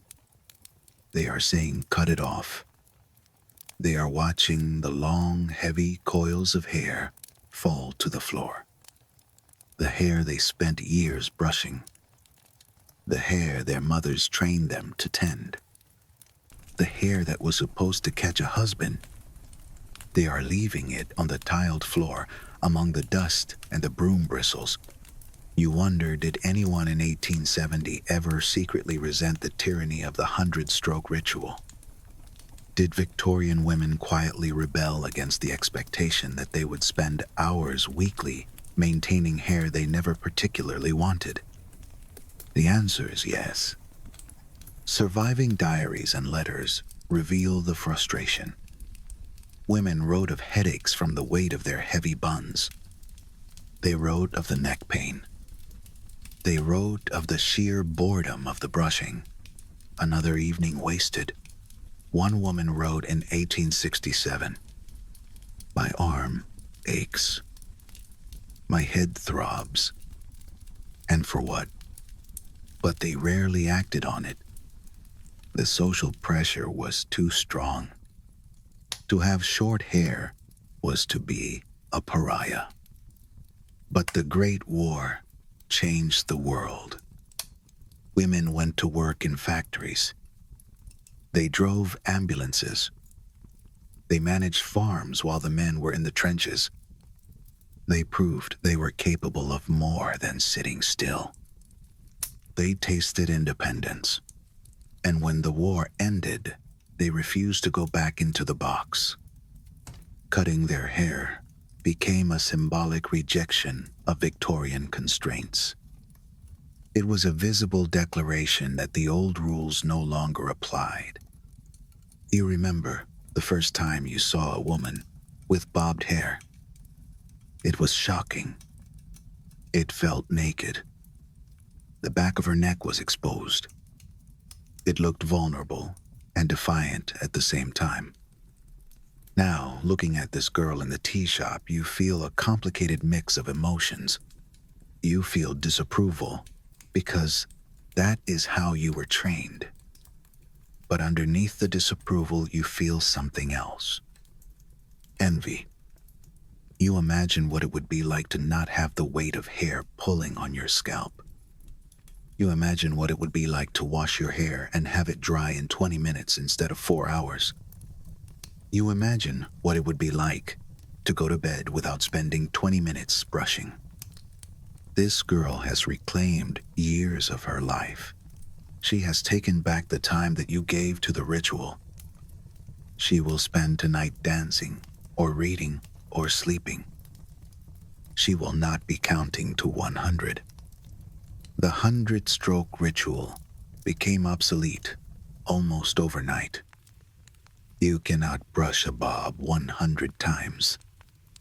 The mechanics do not work. The brush runs out of hair before you can establish a rhythm. The ritual was designed for long hair. It assumed a certain length. With short hair, that entire system collapsed. It was replaced by new rituals.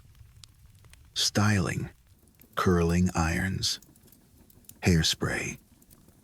But the specific hypnotic counting of the brushstrokes died with the long skirts and the corsets. The transition was not smooth. Conservative voices condemned the bob. Preachers railed against it from pulpits citing biblical passages about hair being a woman's glory. Employers refused to hire women with short hair. Husbands forbade their wives from cutting it. There were court cases where men sued for divorce because their wives bobbed their hair without permission. It was a cultural war fought on the battlefield of women's heads. But fashion won. Comfort won. Modernity won. By 1925, short hair dominated the cities. You finish your tea. You gather your things. You walk past the young woman. She does not notice you. She is talking to her friend about a moving picture show. She is living in the future. You are living in the past. You walk home through the London drizzle. Your long hair is pinned up under your hat, heavy and damp. Tonight, you will take the pins out. You will feel the relief of the weight dropping. You will pick up your brush. You will count. 1, 2, 3. You are too old to change now. You are too attached to your identity. But as you brush, you will think of the girl in the tea shop. You will think of the scissors. Snip, snip, snip. Asterisk, the sound of freedom. The sound of a chain breaking. You brush until your arm aches. You collect the loose hairs. You put them in the receiver, but you know that you are the last of your kind. The ritual is dying with you. The era of the 100 strokes is over. The silence in your room feels different tonight. It feels final. The counting is no longer a promise of the future. It is an echo of the past. 50, 51, 52. The numbers fall into the darkness like leaves falling from a tree in winter. Eventually, there will be no one left to count. The brushes will gather dust in antique shops. The hair receivers will sit empty. The world will move on to new anxieties and new rituals. But for tonight, you keep the rhythm. It is all you know. 98. Minette 9. 100. The timeline shifts one last time. We are leaving the gaslight of the 19th century and the jazz age of the 20th. We are arriving in the blue glow of the 21st. You are lying in your bed in the year 2024. The room is dark, but your face is illuminated by the cold light of your phone screen. You are scrolling. The motion of your thumb is the new repetitive ritual. Scroll. Pause. Scroll. You are watching a video on a social media app. It is a young woman with perfect lighting and a ring light reflected in her eyes. She is holding a large paddle brush. She looks earnest. She looks convinced. "Hey guys," she whispers into her microphone. "I want to share an ancient beauty secret with you. Did you know you should be brushing your hair 100 times every night?" You watch as she demonstrates. She runs the brush through her long highlighted hair. "Our great-grandmothers knew this," she says. "It stimulates blood flow. It distributes natural oils. It makes your hair grow so fast. I have been doing this for a month, and I am obsessed." The video has 3 million views. The comment section is overflowing with enthusiasm. "I am starting this tonight," says one user. "My grandma told me this too," says another. "It is so relaxing," says a third.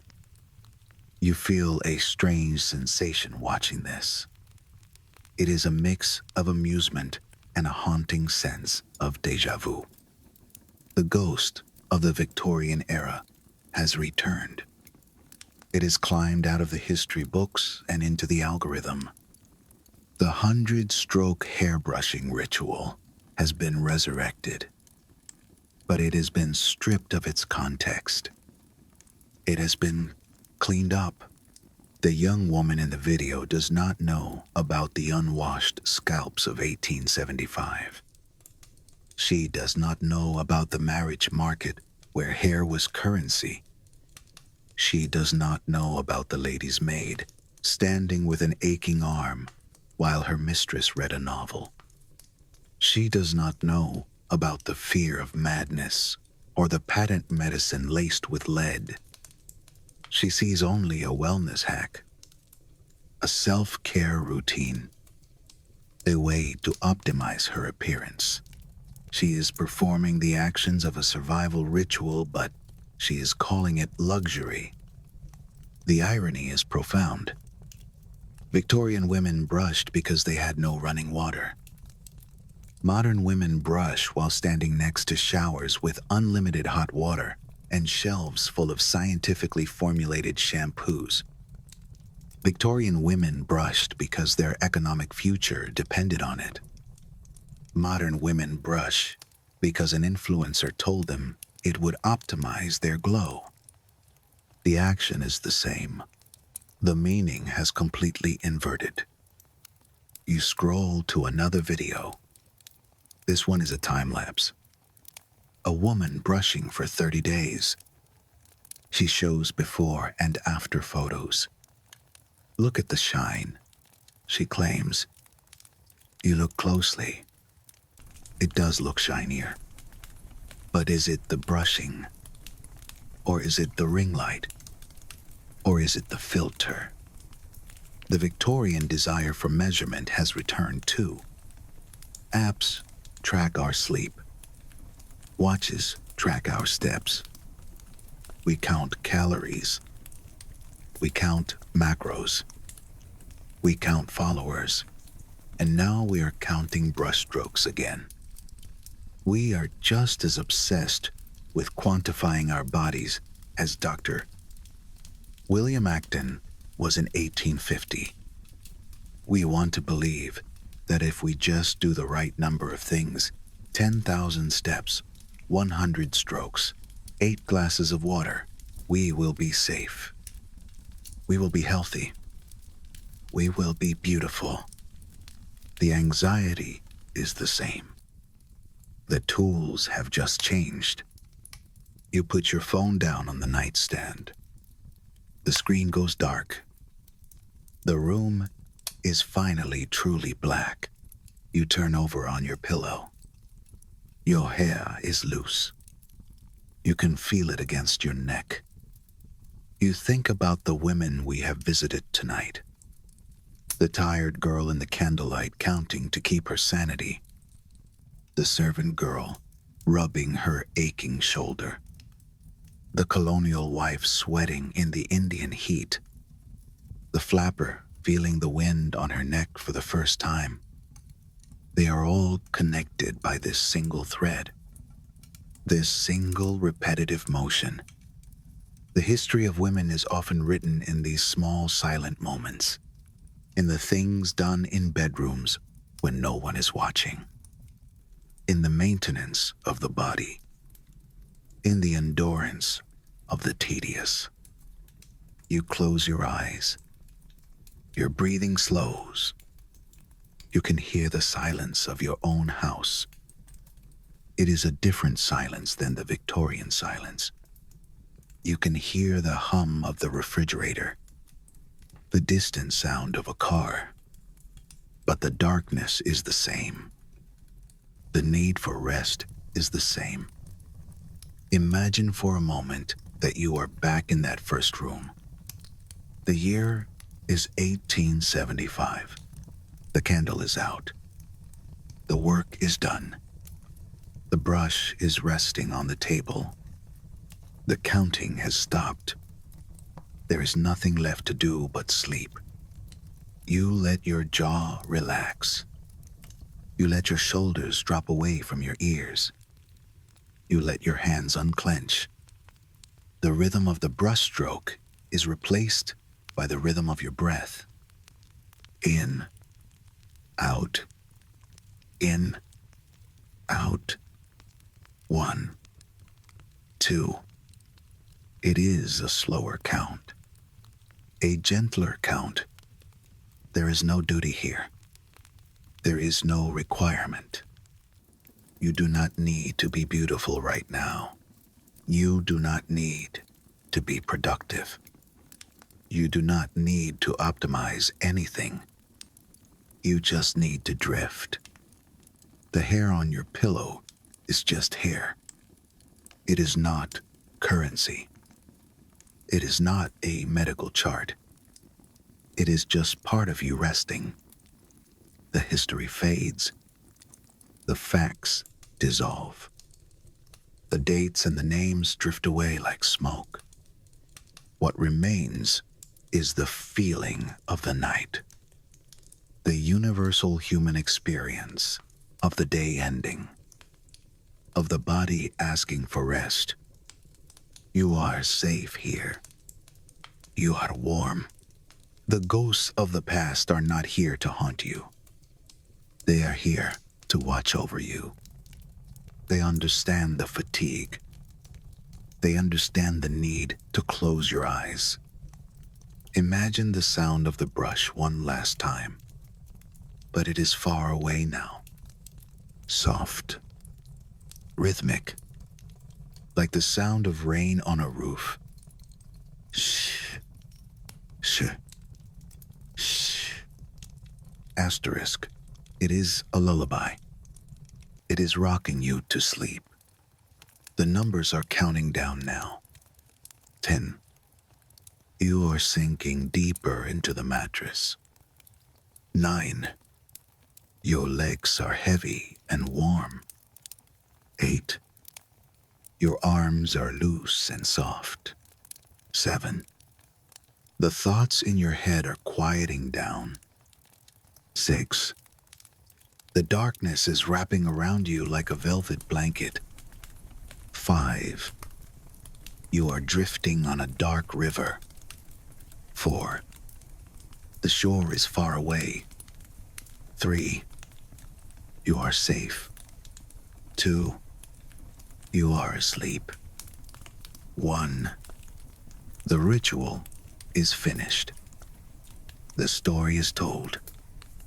The past is asleep, and now you can sleep too. There is no more counting to be done. There is only the quiet. There is only the dark. There is only the rest that you deserve. Sleep now. Let go of the numbers. Let go of the worry. Let go of the day. Good night.